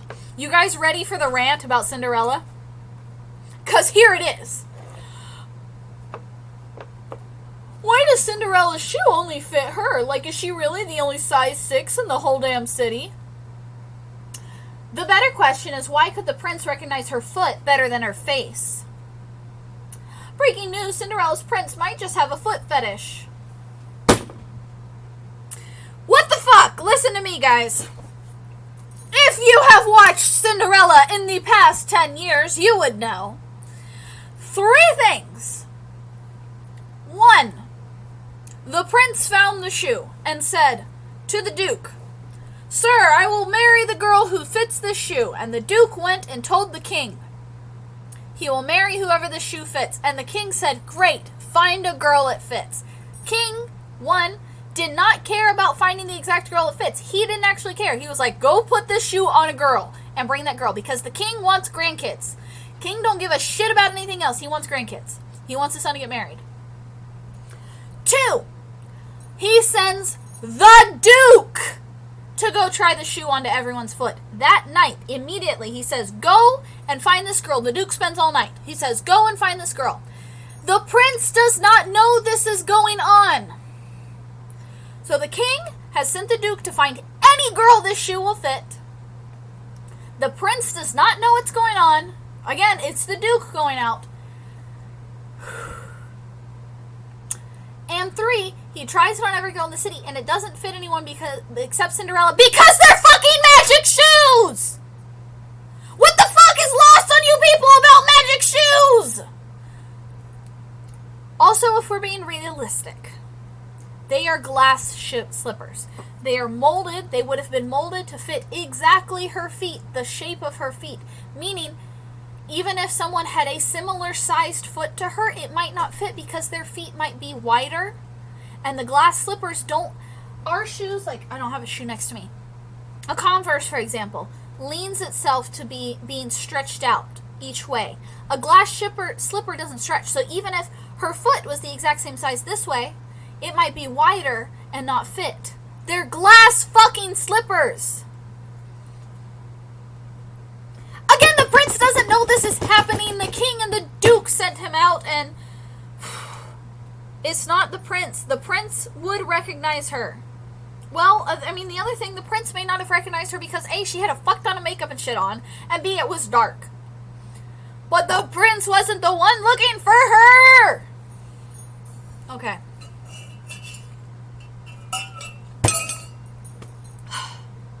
I'm done. That was the Cinderella rant. You guys have heard that one 100 times, but I'm going to do it every time it fucking comes up because people don't remember Disney. They don't remember fucking Cinderella. No one watched Cinderella. I'm convinced no one watched Cinderella. I'm convinced. I'm convinced no one's ever fucking seen Cinderella.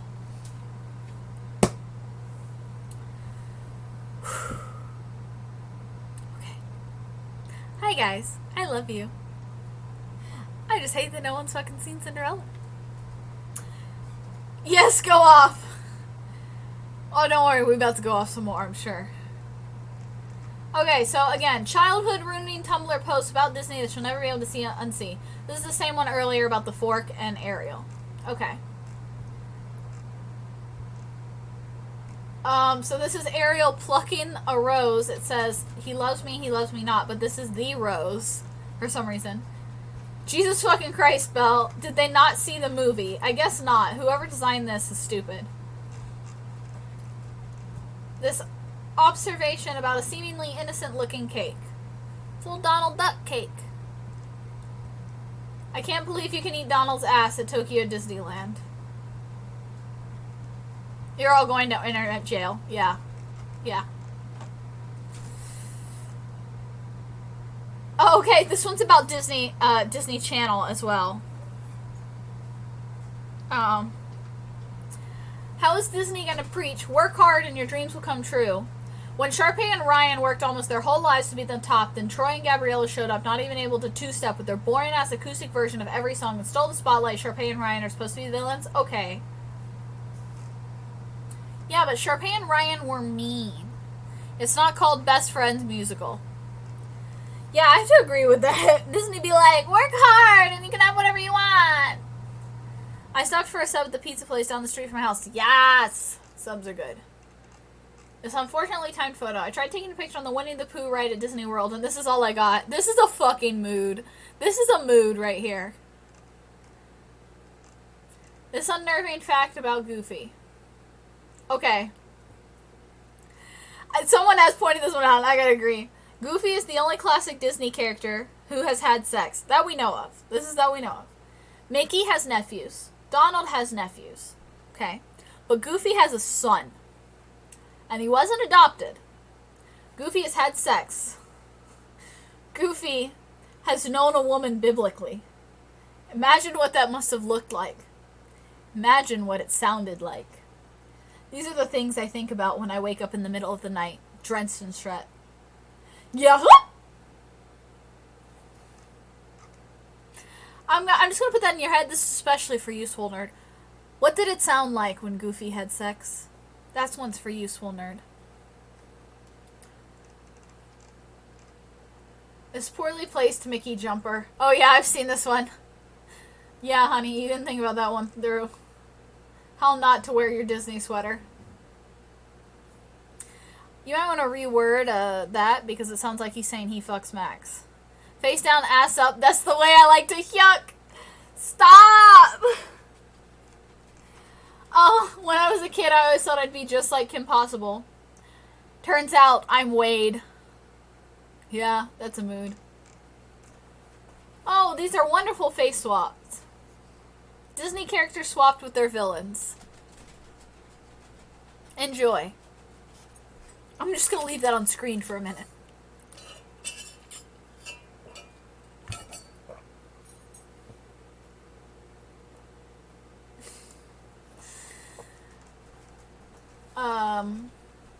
Oh yeah, the Disney Channel logo changed, and like, that's the end of my childhood. I agree.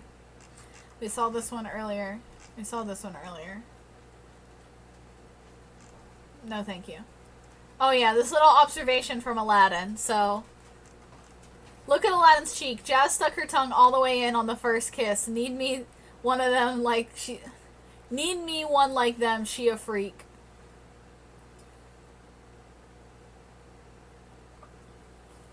Yeah.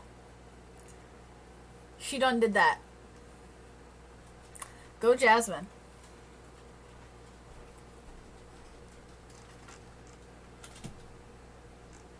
Yeah, let's get that one. That's about Disney Channel.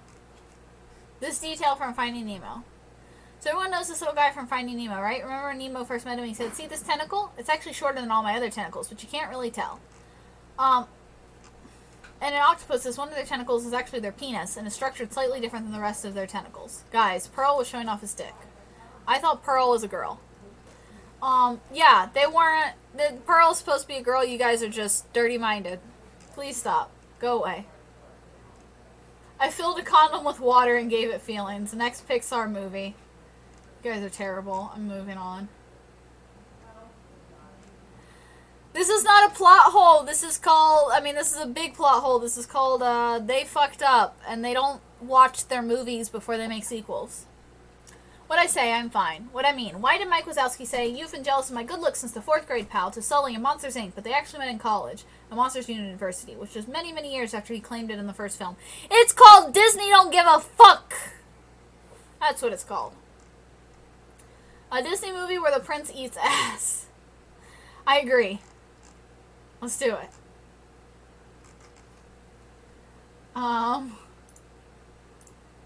Some of these were fairly funny, but some of them were kind of whatever. Let's see. Disney post that will blow your mind just a little bit. I'm gonna gonna skip this one, actually. I'm gonna do a different one because I'm tired of reading these Tumblr posts. Glad someone appreciates my... I like the goofy one. He had goofy sex. Okay. 14 Disney movie scenes that are problematic as hell. So, let's see. The cringeworthy portrayal of historical characters in Pocahontas. Pocahontas is just problematic. Like, let's just move on. We know Pocahontas was bad. We know they fucked up. Let's move on. I'm tired of talking about how bad Pocahontas is. Like, we've been doing it for like 15 years now. Let's move on. I agree, but like, let's move on. The questionable drug use by Alice in Alice in Wonderland. Alice took so many unknown drugs and nobody said anything about it. Did y'all read the book? I mean, I ain't read the book, but like, that's like the point. Also, like, why are you calling drugs? She just ate candy, like stuff in a magical land. Like, it's a dream, but whatever. The good guy portrayal of Peter Pan. Peter Pan is supposed to be the good guy, so we're supposed to root for him. But Savages is a real bad song. Savages has bad parts, but honestly, it's really good in some ways because both the white people and the Native Americans sing in that song. And the white people say racist things about the Native Americans, but the Native Americans say bad things about the white people too. And it's like really funny because it's like, oh yeah, these white people kind of suck. And I actually kind of like Savages. But yeah, the whole movie's problematic, and it's still a problematic thing in general because like y'all said actual really racist things about the Native Americans, and then you're just like, oh yeah, the Native Americans are just like, these white people are demons. It's like, you could've, yeah. It would be more problematic if it didn't show both sides, yeah. Peter Pan is supposed to be the good guy, so you're supposed to root for him, but he cut Captain Hook's hand off and fed it to a crocodile, which is a really cruel thing to do. I guess if you're a good person, then it doesn't matter if you mutilate someone you don't like. I guess, but also we don't know the context of that fight, and Captain Hook also tries to kill Peter Pan all the time, so it could have been in self-defense, so this is a really weird thing that you're, like, pointing out. It's just, like, a weird thing, especially because it's Peter Pan. There are way more problematic things in Peter Pan than, oh, the good guy hurt the bad guy. Y'all remember the Native Americans in that movie? Somebody did a top 5 most racist Disney songs, and that was number 5. I bet you one of those songs from Peter Pan was in there. Pretty much everything about Hunchback. Did you guys watch Hunchback? The movie's not problematic. I rewatched it and was blown away this was a Disney movie. There's literally a song about Frollo's temptation and burning Esmeralda. Yeah, that's not problematic. Like, y'all know shit about Catholics? What makes the red man red is really problematic, yeah. Like, I wouldn't call that problematic. Like, adult content? Yes. More adult and not quite kids-like? Yes. But I wouldn't say that Hunchback is problematic. Like, Song of the South. We don't skip Song of the South. Because nobody's fucking seen Song of the South! We can't say how... They won't let us. Okay? Here's the thing. Is everything I've heard about it, maybe it's problematic, but they won't let us see it to tell us. Like, you know what? Like, okay, if you go on Disney Plus right now and you watch Peter Pan or Pocahontas, I think, or Aladdin, a pop-up comes up and says, this was time period, we don't have these views anymore, some of this is sensitive content, whatever. And okay, because yes, those were slightly racist movies and shit. Do that with Song of the South. Let people see it. It's still a Disney movie. It is a historical, like, it's a piece of history at this point. But no one's seen it. Everyone judges Song of the South, but no one's actually fucking seen Song of the South. So how can we judge it? So I'm skipping this. I'm not judging Song of the South and calling it problematic because I fucking haven't seen it and they won't let me. Okay. Sorry, I missed a couple things. What makes Red Man Red was number 1. It's a really insensitive depiction. Yes. Hellfire is one of my favorite Disney songs. It's a very good one. The Pleasure Island scenes in Pinocchio was one of my favorite movies as a child, but that scene makes me cringe and feel uncomfortable. That's all you're gonna say. Okay. I can understand why it makes you uncomfortable, but, like, I don't think it's problematic. Again, like, making you uncomfortable or feeling sort of more adult than it should doesn't necessarily make it problematic, I feel. There's nothing wrong with that. You know what I mean? Like, that scene, there's nothing wrong with that scene. It just makes you uncomfortable. It's not what problematic means, guys. Racist undertones in the Song of the Roustabouts from Dumbo. Yeah. Uncomfortable doesn't mean problematic, goddammit. This, yes. When I first listened to it when I was younger, I thought it was a fun song with a nice beat. Hearing the lyrics now, knowing that those men are supposed to be portraying absolutely horrific. I don't remember the song because I haven't seen Dumbo in a long time, so I can't particularly judge it, but from what I know, yes, this is a problematic song. Like, Dumbo has some problematic scenes. The crows that are the black crows when one of them is named Jim. Just gonna leave it at that. Yeah, there we go. Jim Crow. When was this ever appropriate? Yeah. So is the treatment of animals in the movie. The animal abuse in Dumbo. His mama was treated horribly. It's realistic. Hate to tell it to you, it was realistic at one point in time. I wouldn't call it problematic. I would call it realistic. The whole Eric Ariel dynamic in Little Mermaid. Falling in love with the idea of someone you haven't actually met, changing who you are for him, having to convince him to love you back by tricking him into kissing you. You only to have him drop you for some new bitch. He was, okay, hold up. For one thing, he was hypnotized by Ursula. He didn't drop Ariel. So I'm going to pause there and defend him. One of my favorite movies as a kid, and I still love the aesthetic, but the message and the plot are problematic as an adult. I have my issues with Little Mermaid, but if we're going to judge everything of falling in love with someone you haven't met, we'd have to judge every single Disney movie ever, because so many of the most popular romance movies take place over 3 or 4 days. I mean, any romance in most movies take place over only a few days. I mean, you watch a Hallmark movie, like a Christmas Hallmark movie, and fancy businesswoman from New York falls in love with man number 5 from small town over 3 days. You know, I just watched, what was it? I just watched, Jungle Cruise with the kids I nanny. And the two characters get together at the end. Emily Blunt and The Rock. They get together at the end. The movie only takes place over like a week. They've known each other for a week. So, like, if we're going to judge the idea of, like, oh, she fell in love with someone she hasn't met and she kissed him, like, let's judge most romances in most movies. Because in most movies, those romances take place over a week. At most.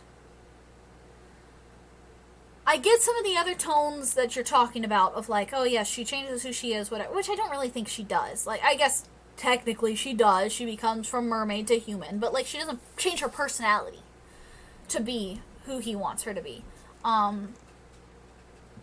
Yeah. That's just... I hate Hallmark Christmas movies, too. But, like, that was a good example. Kiss the Girl is such a great song. Well, I don't know. It's a good song. It's a good song. I don't love Sebastian's voice. So I don't love Under the Sea or Kiss the Girl. But, yeah, that's just, like, such a frustrating thing I see in so many of these conversations about old Disney movies and old princess movies. Oh, they get together because of a moment. It's like, yeah, sometimes there's a moment in real life that makes you go, I like this person. I want to be with this person. Sure, a lot of them, yes, they get married after only a couple days, but it's... I like the other version, not the Sebastian version. Okay.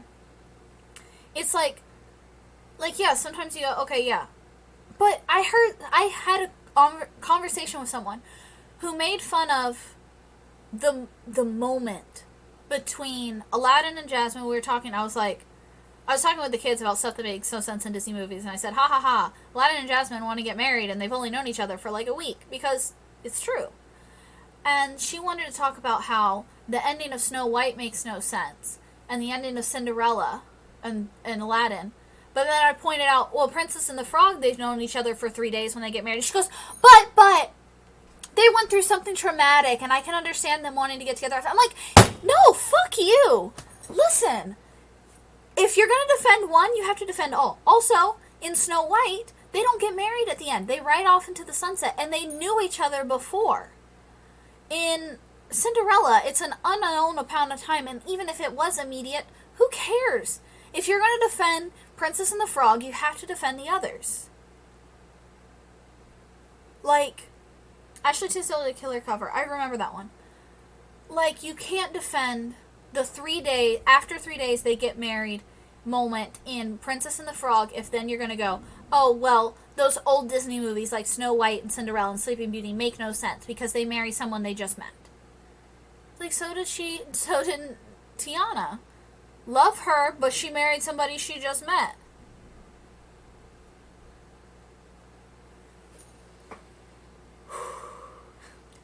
And literally that was 3 days. 2 days, I think. Because it was Mardi Gras. It was Mardi Gras, so I think it was 2 days. Like, something like that. Snow White, they don't even get married at the end. She knew him at the beginning. They were in love with each other. He kisses her, because people like to go, oh, he kissed a girl he didn't know. Did you watch the movie? They knew each other at the beginning. And then they ride off into the sunset. We don't know what they did after that. Cinderella. They had a moment, and then they got married. We don't know how long passed, but still. She's like, let's also remember this girl is traumatized. She's been locked up in a house forever. I'd marry somebody to get the fuck out of there. And the sequels do a good job of portraying her issues with going, did I make the right choice? Sleeping Beauty. They get married at the end. They were betrothed to each other. They did not know each other, and their parents had betrothed them to each other. Then they met and had a moment. They met each other in a dream, which this is Disney, that's fine by me. Then they met each other in the woods, and then they found out they were to be betrothed to other people. Well, they didn't know. They found out they were to be betrothed, and they were like, oh my god, but I want to be with this person. And then they find out that the person they're betrothed to is each other. So yes, they get married at the end because they had to. They were going to. They're princess. They're a prince and a princess. What's another one? I'm trying to think. What am I missing? Anyway.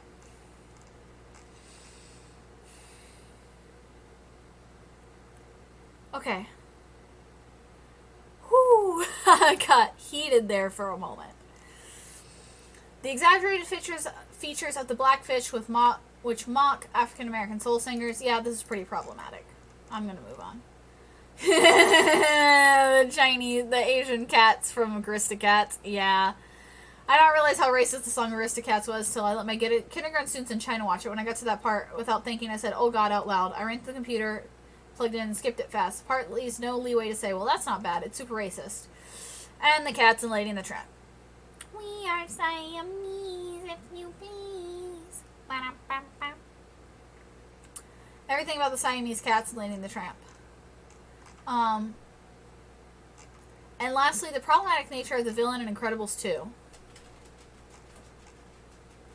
Okay, I'm excited to see where this is going. Because I saw nothing problematic with her, unless you're going to say, well, she's a lesbian and she's the bad guy. I had a massive problem with Incredibles 2. The villain is someone who's trying to tell people that they can be their own heroes. Apart from the tactics she employs to get her way, she's not wrong. Sometimes you only have yourself to depend on. Plus, the villain is literally the only scientist in the movie. It's not a great message to send to kids. We Are Siamese is number 2 in the top 5 racist songs. Good to know. It's pretty bad. I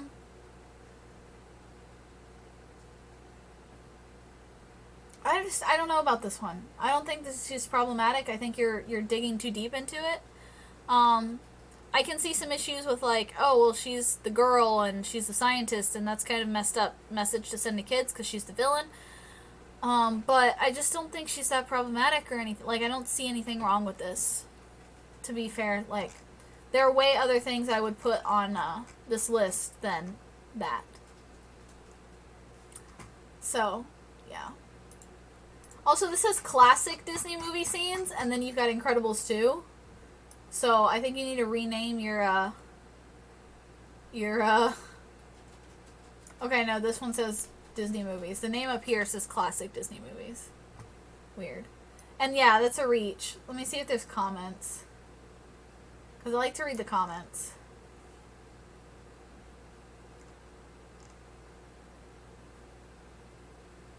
Yeah. The last one should seriously chill. Not everything is offensive.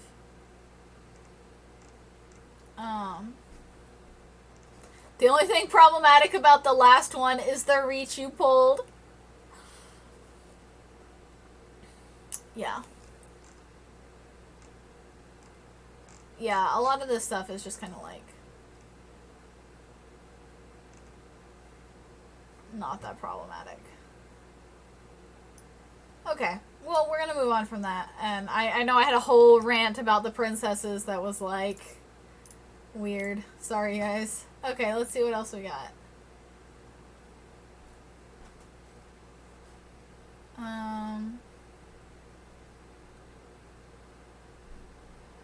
I do want to see how many of these are actual plot holes. 15 Disney movie plot holes that people cannot get to the bottom of. In Cinderella, why does Fairy Godmother only give Cinderella a pretty dress and shoes? Why doesn't she do something more useful, like adopting her and finding her a better place to live? She gives Cinderella what she wants. Cinderella didn't hate her life. She had issues with it, but she didn't hate her life. She didn't, like, getting out was not part of her. She wanted a night out. She just wanted to be able to be like her sisters. I mean, she didn't love her life, but she didn't hate it. She wasn't trying to get out of her life. Like, people have this idea that the prince rescued her. She didn't feel she needed to be rescued. If that makes sense. Like, I don't know. Why did the fairies bring Sleeping Beauty home the day before her birthday? If they had waited one more day, she would have been free of the spell. She was to be betrothed. That, like I said earlier in my other little rant, she was to be betrothed, so they had to bring her home to meet her prince and all this, and it was just a whole thing. Do you know that the Goofy movie is my favorite Disney movie, and while it held a special place with me for most of my life, it's only been me and my dad because my mom left. Aww, I love that. I totally get that. There's probably some, there could probably be something said for Rapunzel, for Tangled and Brave being my favorite movies. I don't have mommy issues. What are you talking about? But that's awesome. Zeffy's favorite Disney movie is actually Goofy movie. He loves that movie. Which I don't think you were here earlier, Igloo. Zeffy and I are back together. Sorry, that was so... I should be like... I don't know. My brain's all over the place. Hi! But I love that that's your favorite movie. It's such a good one, and I totally get, like, relating to it and all that.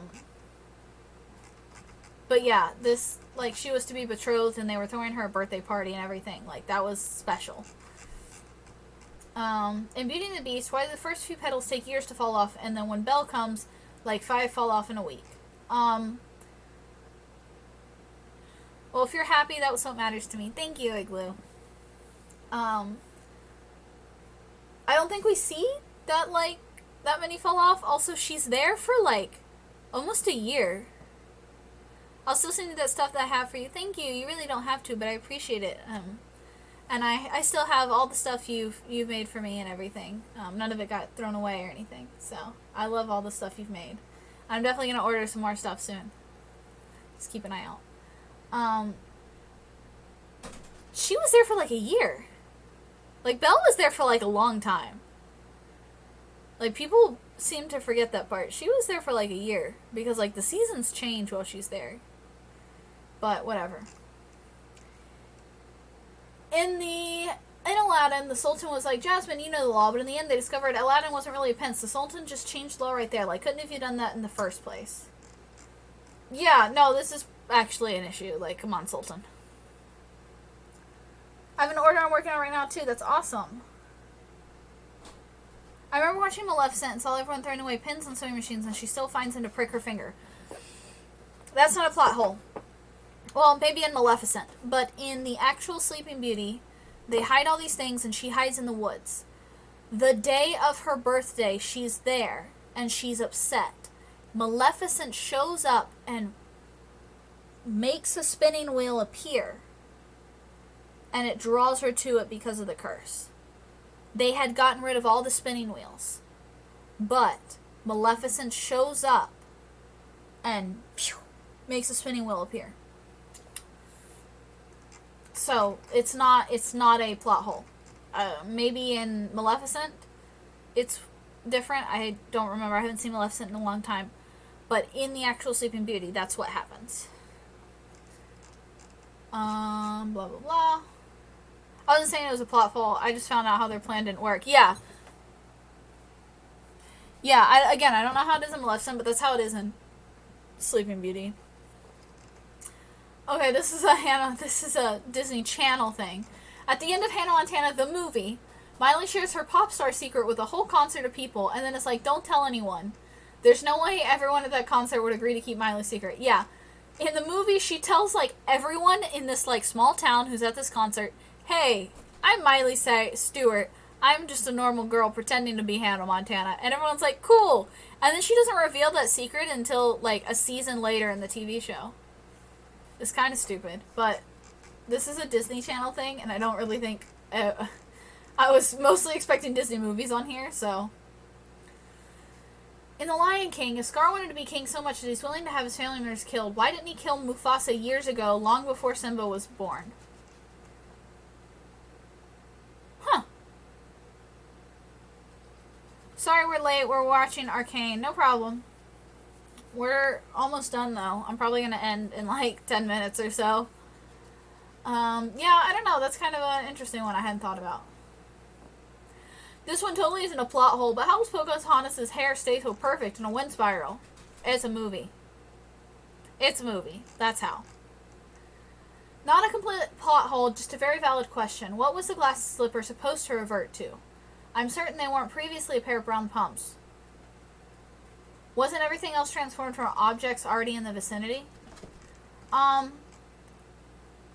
She was wearing, I don't remember what kind of shoes she was wearing.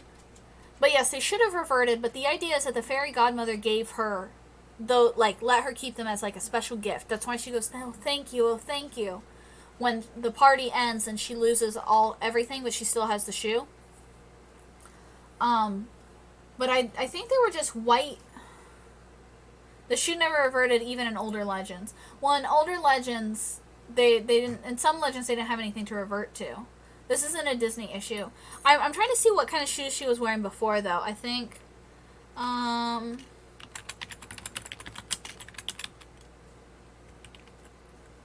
think she's wearing just little, like, white heels. If we see it. But maybe we don't see her shoes. Oh, she's wearing little pink shoes during the transformation. So, that's your answer. She's wearing pink shoes. That's what they were supposed to revert to. There you go. This person just needed to Google or rewatch the movie. Why must the servants in Beauty and the Beast be cursed as well because the prince is a douchekino? Seems like a disproportionate retribution for punishing hundreds of people who did no wrong. Why is the Beauty and the Beast pictures in here both from the live action and not the animation? That makes me mad. I thought there was an explanation, but I don't know. Probably just because it makes for a good story. I also don't know if in some of the older versions of the story, if the servants were ever specified to be,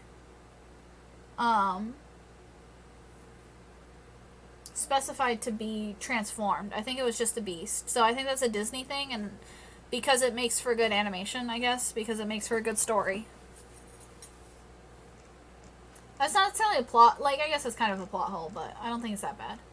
I forgot this is a Disney movie. In Revenge of the Sith, which is weirdly now a Disney movie, Obi-Wan brings Luke to the super safe and hidden place of Tatooine, Anakin's home planet. So Luke can be raised by Anakin's stepbrother and sister-in-law. How will he ever be found? There's a reason for this! Darth Vader cannot go to Tatooine. The sand will ruin his suit. And also, I mean, hidden in plain sight, I guess. But Darth Vader cannot go to Tatooine. Darth Vader cannot. Like, the sand will ruin his machine and he will die. So, that's that. Why he never sent anybody him to go do it, I mean, whatever. This is what happens when you make prequels after the originals. You didn't go off false alarm, she's so calm. Anakin hates sand. Well, yeah, he hates sand, but also... He hates sand, that's also true. But it will ruin his equipment. Why would he even check there? Yeah. Why would he? Why would he think that Obi-Wan put him there? If all Jafar had to do was possess the lamp to get 3 wishes, couldn't Aladdin just hand the lamp to Jasmine to get some wishes, like him be a prince again to follow all, then give Aladdin the lamp back to free Genie? No. No. Did you guys not watch the movie? It's Coruscant roughing gets anywhere. Also, he didn't know the kids were alive. He did know the kids were alive. He felt them through the Force, if I remember correctly. He knows about the kids because of the Force, but I don't know that for sure. I would have to get a Star Wars expert. Angelo! Are you busy? I need a Star Wars expert! Okay. It's 3 wishes per person. I mean, I guess, yeah, he could give it to Jasmine. Jasmine could wish for him to be a prince, but, like, who cares? Like, my name here is legit a Star Wars reference, yes. But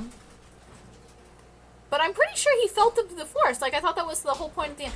Angela, did Anakin know the kids were alive at the end of the Revenge of the Sith? No, he thought Padme had died. But I thought he knew the kids were alive through the Force. No. He thought...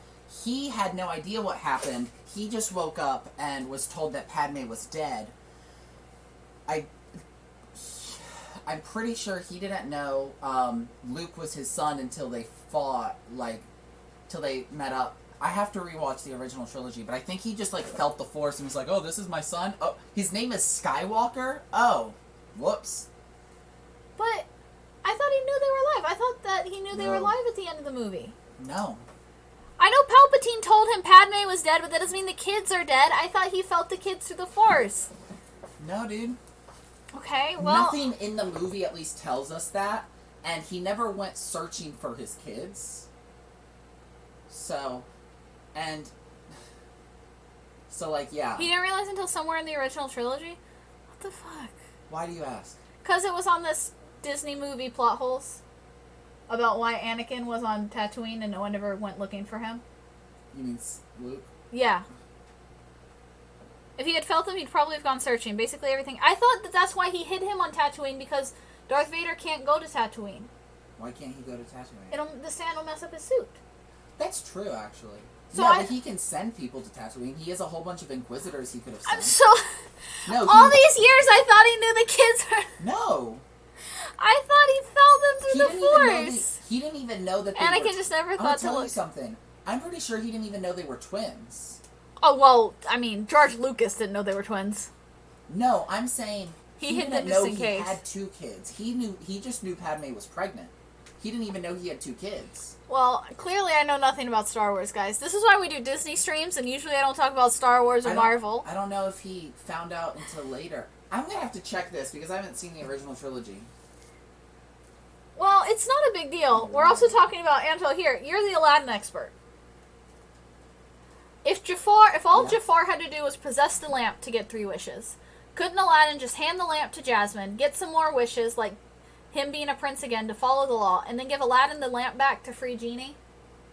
I mean, they theoretically could have done that. Jafar, it's 3 wishes per person, so Jafar got it and had 3 wishes, even though Aladdin only had 1. So they're saying, couldn't he just have given the lamp to Jasmine, she get 3 wishes, like turn him into a prince, and then she gives it back to... Yeah, but you think they're smart? Yeah. He realized Leia was his kid by Return of the Jedi. Not sure why. Clearly, I know nothing about Star Wars. This is why we don't do Star Wars streams, guys. In Episode 5, Palpatine tells Vader about his son, Luke Skywalker. Wow. So, I don't know Star Wars at all. You guys are learning this. He hired Boba Fett to discover the name of the pilot who destroyed the Death Star. He tracked him down to Mos Eisley, then found one of Luke's friends, beat the name out of him. Okay, sorry, guys. This is why we don't do Star Wars streams. Yeah, Palpatine lied to him about having no children. That's what I thought, yeah. Okay, so I'm just a dumbass. He didn't know. I'm just a dumbass. I was like, this isn't a plot hole. It is. I'm stupid. Okay. Wait, how is it a plot hole, though? Well, I mean, it's not a plot hole, but I mean, I'm just stupid. In Tarzan, if Jane and her family are from London, they teach Tarzan English. Why does he speak with an American accent? It's fine. Star Wars is for nerds. Star Wars is for nerds. I'll answer that one. It's because it's Disney, and they speak in an American accent in a lot of the movies, like the one in France, and the other one in France, and the other one in France. It's called Who Cares About the Accents? Yeah. Oh my god, this High School Musical. This isn't a plot hole, guys. What is In it? High School Musical 2, the scene where Chad says he doesn't dance and does a full choreographed number about it. It's Guys, not it's about being dancing. bisexual. It's about being gay. It's about being gay and bisexual. I'm Because gonna leave it it at starts that. off with him saying, I can't dance. And then He says, he says, I can't dance, and then he goes, I don't dance. and then they have sex. And then they fuck, because later they're wearing each other's clothes. So, In the next scene, not just later. I believe it's in the next scene. okay, we already discussed this one. I've always wondered how it was possible that literally no other woman in the kingdom had the same size shoe as Cinderella. They're glass slippers. They don't give like a normal shoe does. So even if their feet were the same length, maybe not the same width, they're not going to fit. She has a Or size vice 4.5. versa. She's a size 4.5. Which is, size 4.5. She got tinier feet than me. Which is rather small. She got tiny And feet. It's a glass slipper made to perfectly fit her. Yeah. Except everyone's like, if it perfectly fits her, why does it fall off? Because She was sweating. No, because fairy godmother magic. Fairy godmother magic. The purpose, and people are like, well, why didn't the slippers disappear after 12 o'clock? Because the fairy godmother planned it all. Yeah, it's all fairy godmother. Don't worry about it. She planned it all. And the guys. size thing is also probably magic. Exactly. Guys, It's also magic that she danced in glass slippers. Mm-hmm. That's true. Okay, so they don't do this. If you've watched the movie, they don't do this. I hate this. This is either a live action issue or not an issue and people just don't get it. I've always wondered why everyone in the castle called him Beast. They knew him before the curse, so why aren't they using his name? That's just mean. Well, they call him Master! They call him Master. They call him Master or Your Majesty or Your Honor. Oh, not Your Honor, whatever. No. They call him like... Yeah, they call him Master. They don't call him Beast. They call him Master because... No one calls him the Beast except I think Belle. Yeah, I mean, Belle... all the townspeople say, the Beast, or whatever. Yeah, kill No, the Beast. they call him Master because he was the kid in the castle, and you call like the young... Like how they call him Master Bruce because he was the kid, or like Master... Yeah, like the kid in the place is called Master. They call him Master. This is, if they call him Beast, it's only in the live action, which I think is what they're referring to, because all three of the Beauty and the Beast plot points have been live action pictures. BuzzFeed had it again with this gross misinformation. That's why I started these streams, was Also, to make fun of BuzzFeed. Can I be real? Yes. Everyone says that Lumiere says 10 years we've been rusting, and everyone takes that for a fact. There's this thing called hyperbole. Yeah, hyperbole. It could have been like 5 years. We don't know. We don't know how long it's been. Lumiere's I always a assumed it was an dramatic exaggeration. Lumiere's a dramatic Frenchman. He is a dramatic Frenchman. Have you seen the man? So. I'm surprised he's not gay. Oh, people also say plot hole. If it's only been like 10 years, how does no one know the castle's there? Magic. Magic is the answer to all your problems. Okay. We're actually going to stop there because my throat is killing me. So, I'm going to... Boop. Do that. Okay. Let's see if there's anyone to raid. No one. Of course not. Of course not. I want to read my friends. This was fun. I'm so glad. I still have some Disney stuff, and I'm going to try and find some others. I think I'm going to go on Ranked, or Screen Rant, not Ranked, Screen Rant, and steal some stuff off of there, because they're fun to make fun of, too. I've made fun of so many Disney ones. Sad we were late. It's been a while since a good Disney stream. I know. Like I said, I was running out of content. So I took a break so I could find more content. So if you guys have anything you want me to make fun of Disney-wise, go ahead, whether it just be there's a plot point you want me to make fun of, or you want me to talk about how a certain movie actually does this thing, you guys go put it in the Discord, and I'll talk about it. There's a whole section called Disney Rant. Any suggestions you have for a Disney stream, you put right in there. Pitch meeting is the only good thing, and that's mostly just Ryan George. I don't know what that is. I don't know anything about Screen Rant. I've just seen a couple of their Disney articles and been like, fuck, that's stupid. Talk about how Ursula's a MILF. I'll hold on to that one.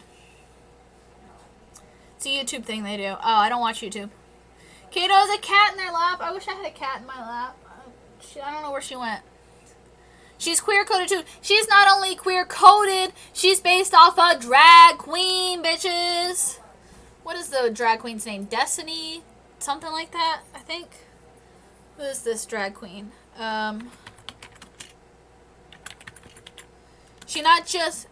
Divine, not that's right. Divine.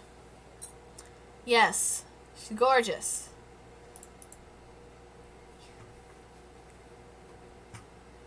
I was about to look it up. I wasn't sure. But yeah. Like, anything you want me to... Why is this not popping up? Hold up. Aw, y'all are being gay. Okay, somebody is streaming, so we'll raid them in a minute. Somebody just started streaming. No PDA in the chat. No, I'm kidding. Be gay as fuck in my chat, please. I need it. Fuels me. Trying to think. Yeah, if you have any more suggestions, or if it's just like, hey, we want to hear you rant about what you think about this movie or this scene. Can I be gay for you, Tara? You can always be gay for me. I love it. Please be gay for me. You cute. You loud.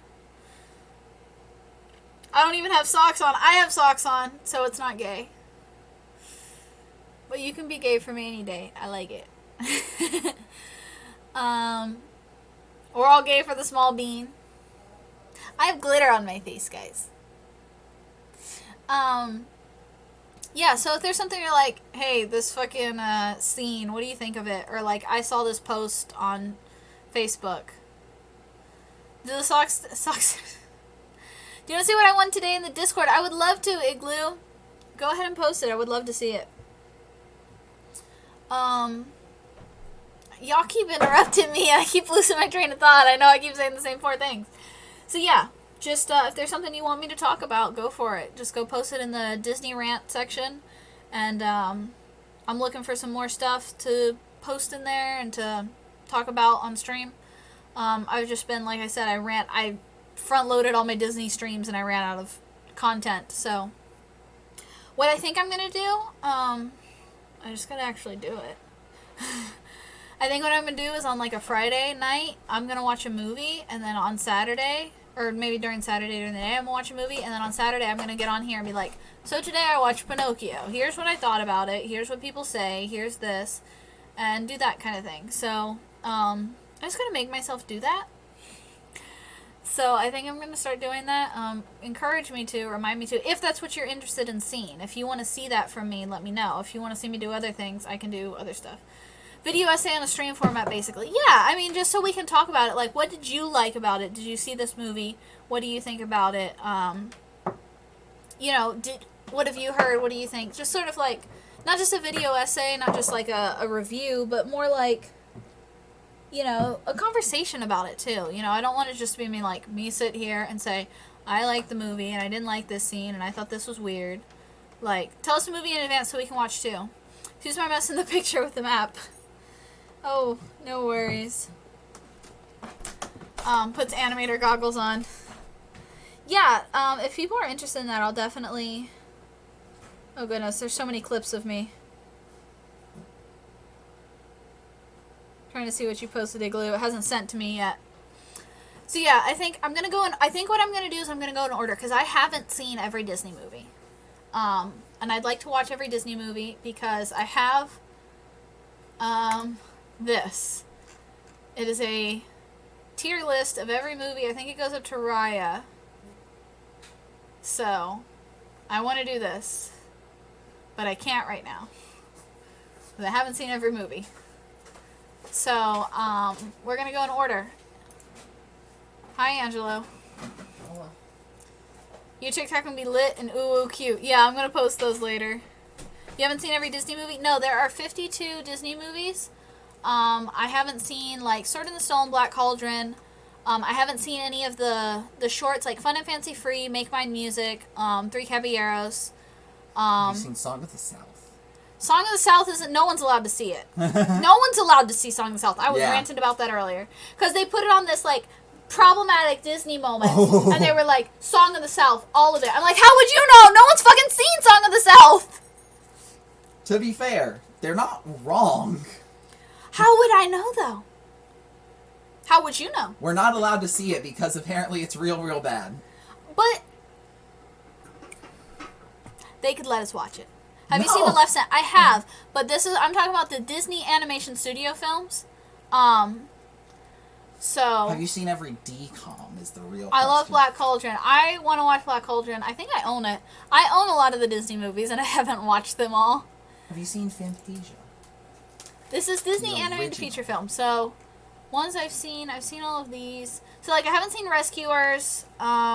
Rescuers? That's I haven't seen Great Mouse Detective. Both of those are, yes. Rescuers? I've seen Rescuers. And Rescuers, too, I think. Let me see what else is on here. I haven't seen Dinosaur. Then there's some I haven't seen in a long time, like Pinocchio, Bambi, Dumbo. I haven't seen Fantasia, surprisingly. Yeah, Melody Time, Make Mine Music. Fantasia 2000. Oliver and Company I haven't seen in a long time. Brother Bear I haven't seen in a long time.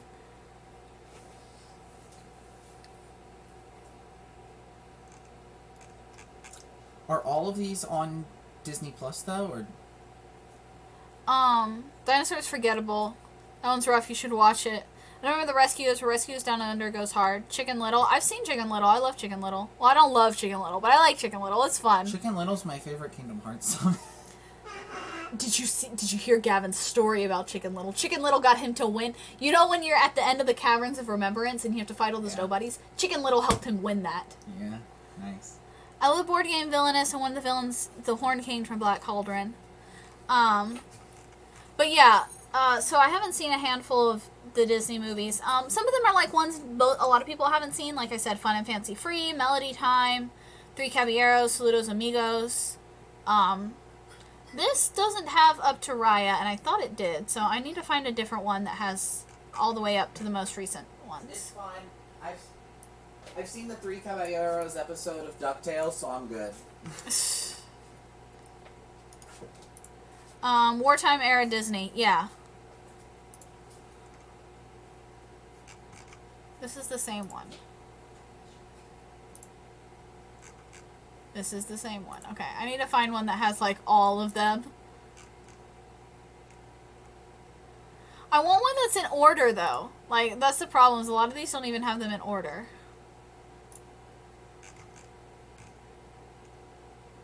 Oh, this is, well, animated feature films in general. I'll find it while I'm off stream.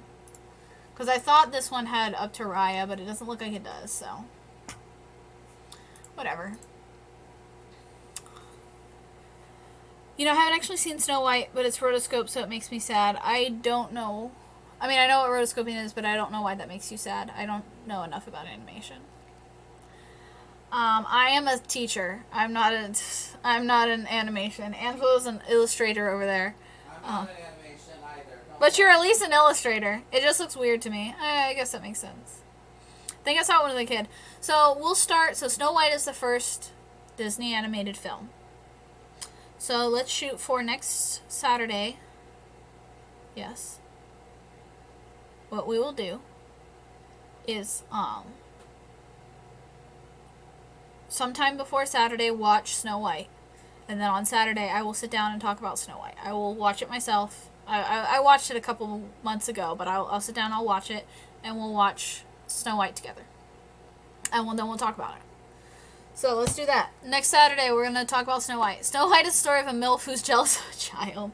She ain't no MILF. What the fuck are you talking about? Evil queen of MILF. Angela, you hearing this shit? Yeah, I heard it. Give us your thoughts and opinions. Well, I'm giving you one right now. Evil queen ain't no fucking MILF.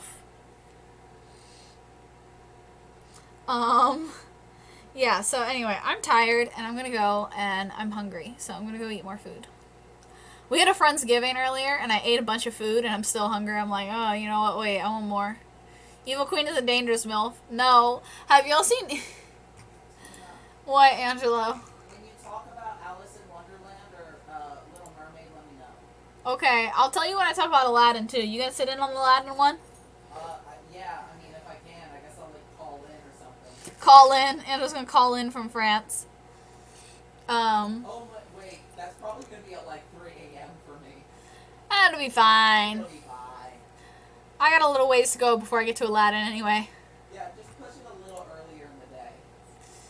Anyway, I'm going to leave it at that. Let's raid my friend. She is doing some art. So, oh, it looks like she's doing some Pokemon art, probably for the remake. So, anyway, I will see you guys. So, tomorrow, Maleficent. Now, that's a MILF. Maleficent, I can be down with. She's not a MILF. You know who's a MILF? Mother Gothel. Maleficent's not a MILF. She's not a mom. I don't know. If you watch Maleficent, she acts like an adoptive mom to her. That's kind of true. Mother Goth will be a MILF, though. Honestly, the mom, her name is Ariana. The mom, Rapunzel's real mom, is also a MILF. She can gaslight me any day! Y'all killing me. Okay. We are going to raid my friend. Her name is Tina. Which is funny. So, we're gonna raid her. Yo, what the fuck? LOL. Yeah. So, we're gonna raid her, and she's doing some art. I declare you must be over 40 to be a MILF. Sick of people in their 20s being called MILF. Yeah, I agree. You should be mother age. Although, then again, my mom was a mother in her 20s. My mom had 2 kids by my age. My mom had 2 kids and couldn't have any more by my age. So, you know.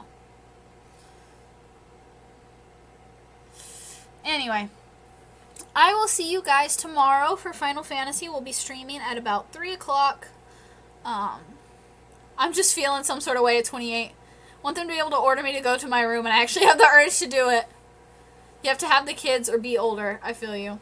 Alrighty, for real. We're going to raid my friend, and I will see you guys tomorrow. Bye. I love you.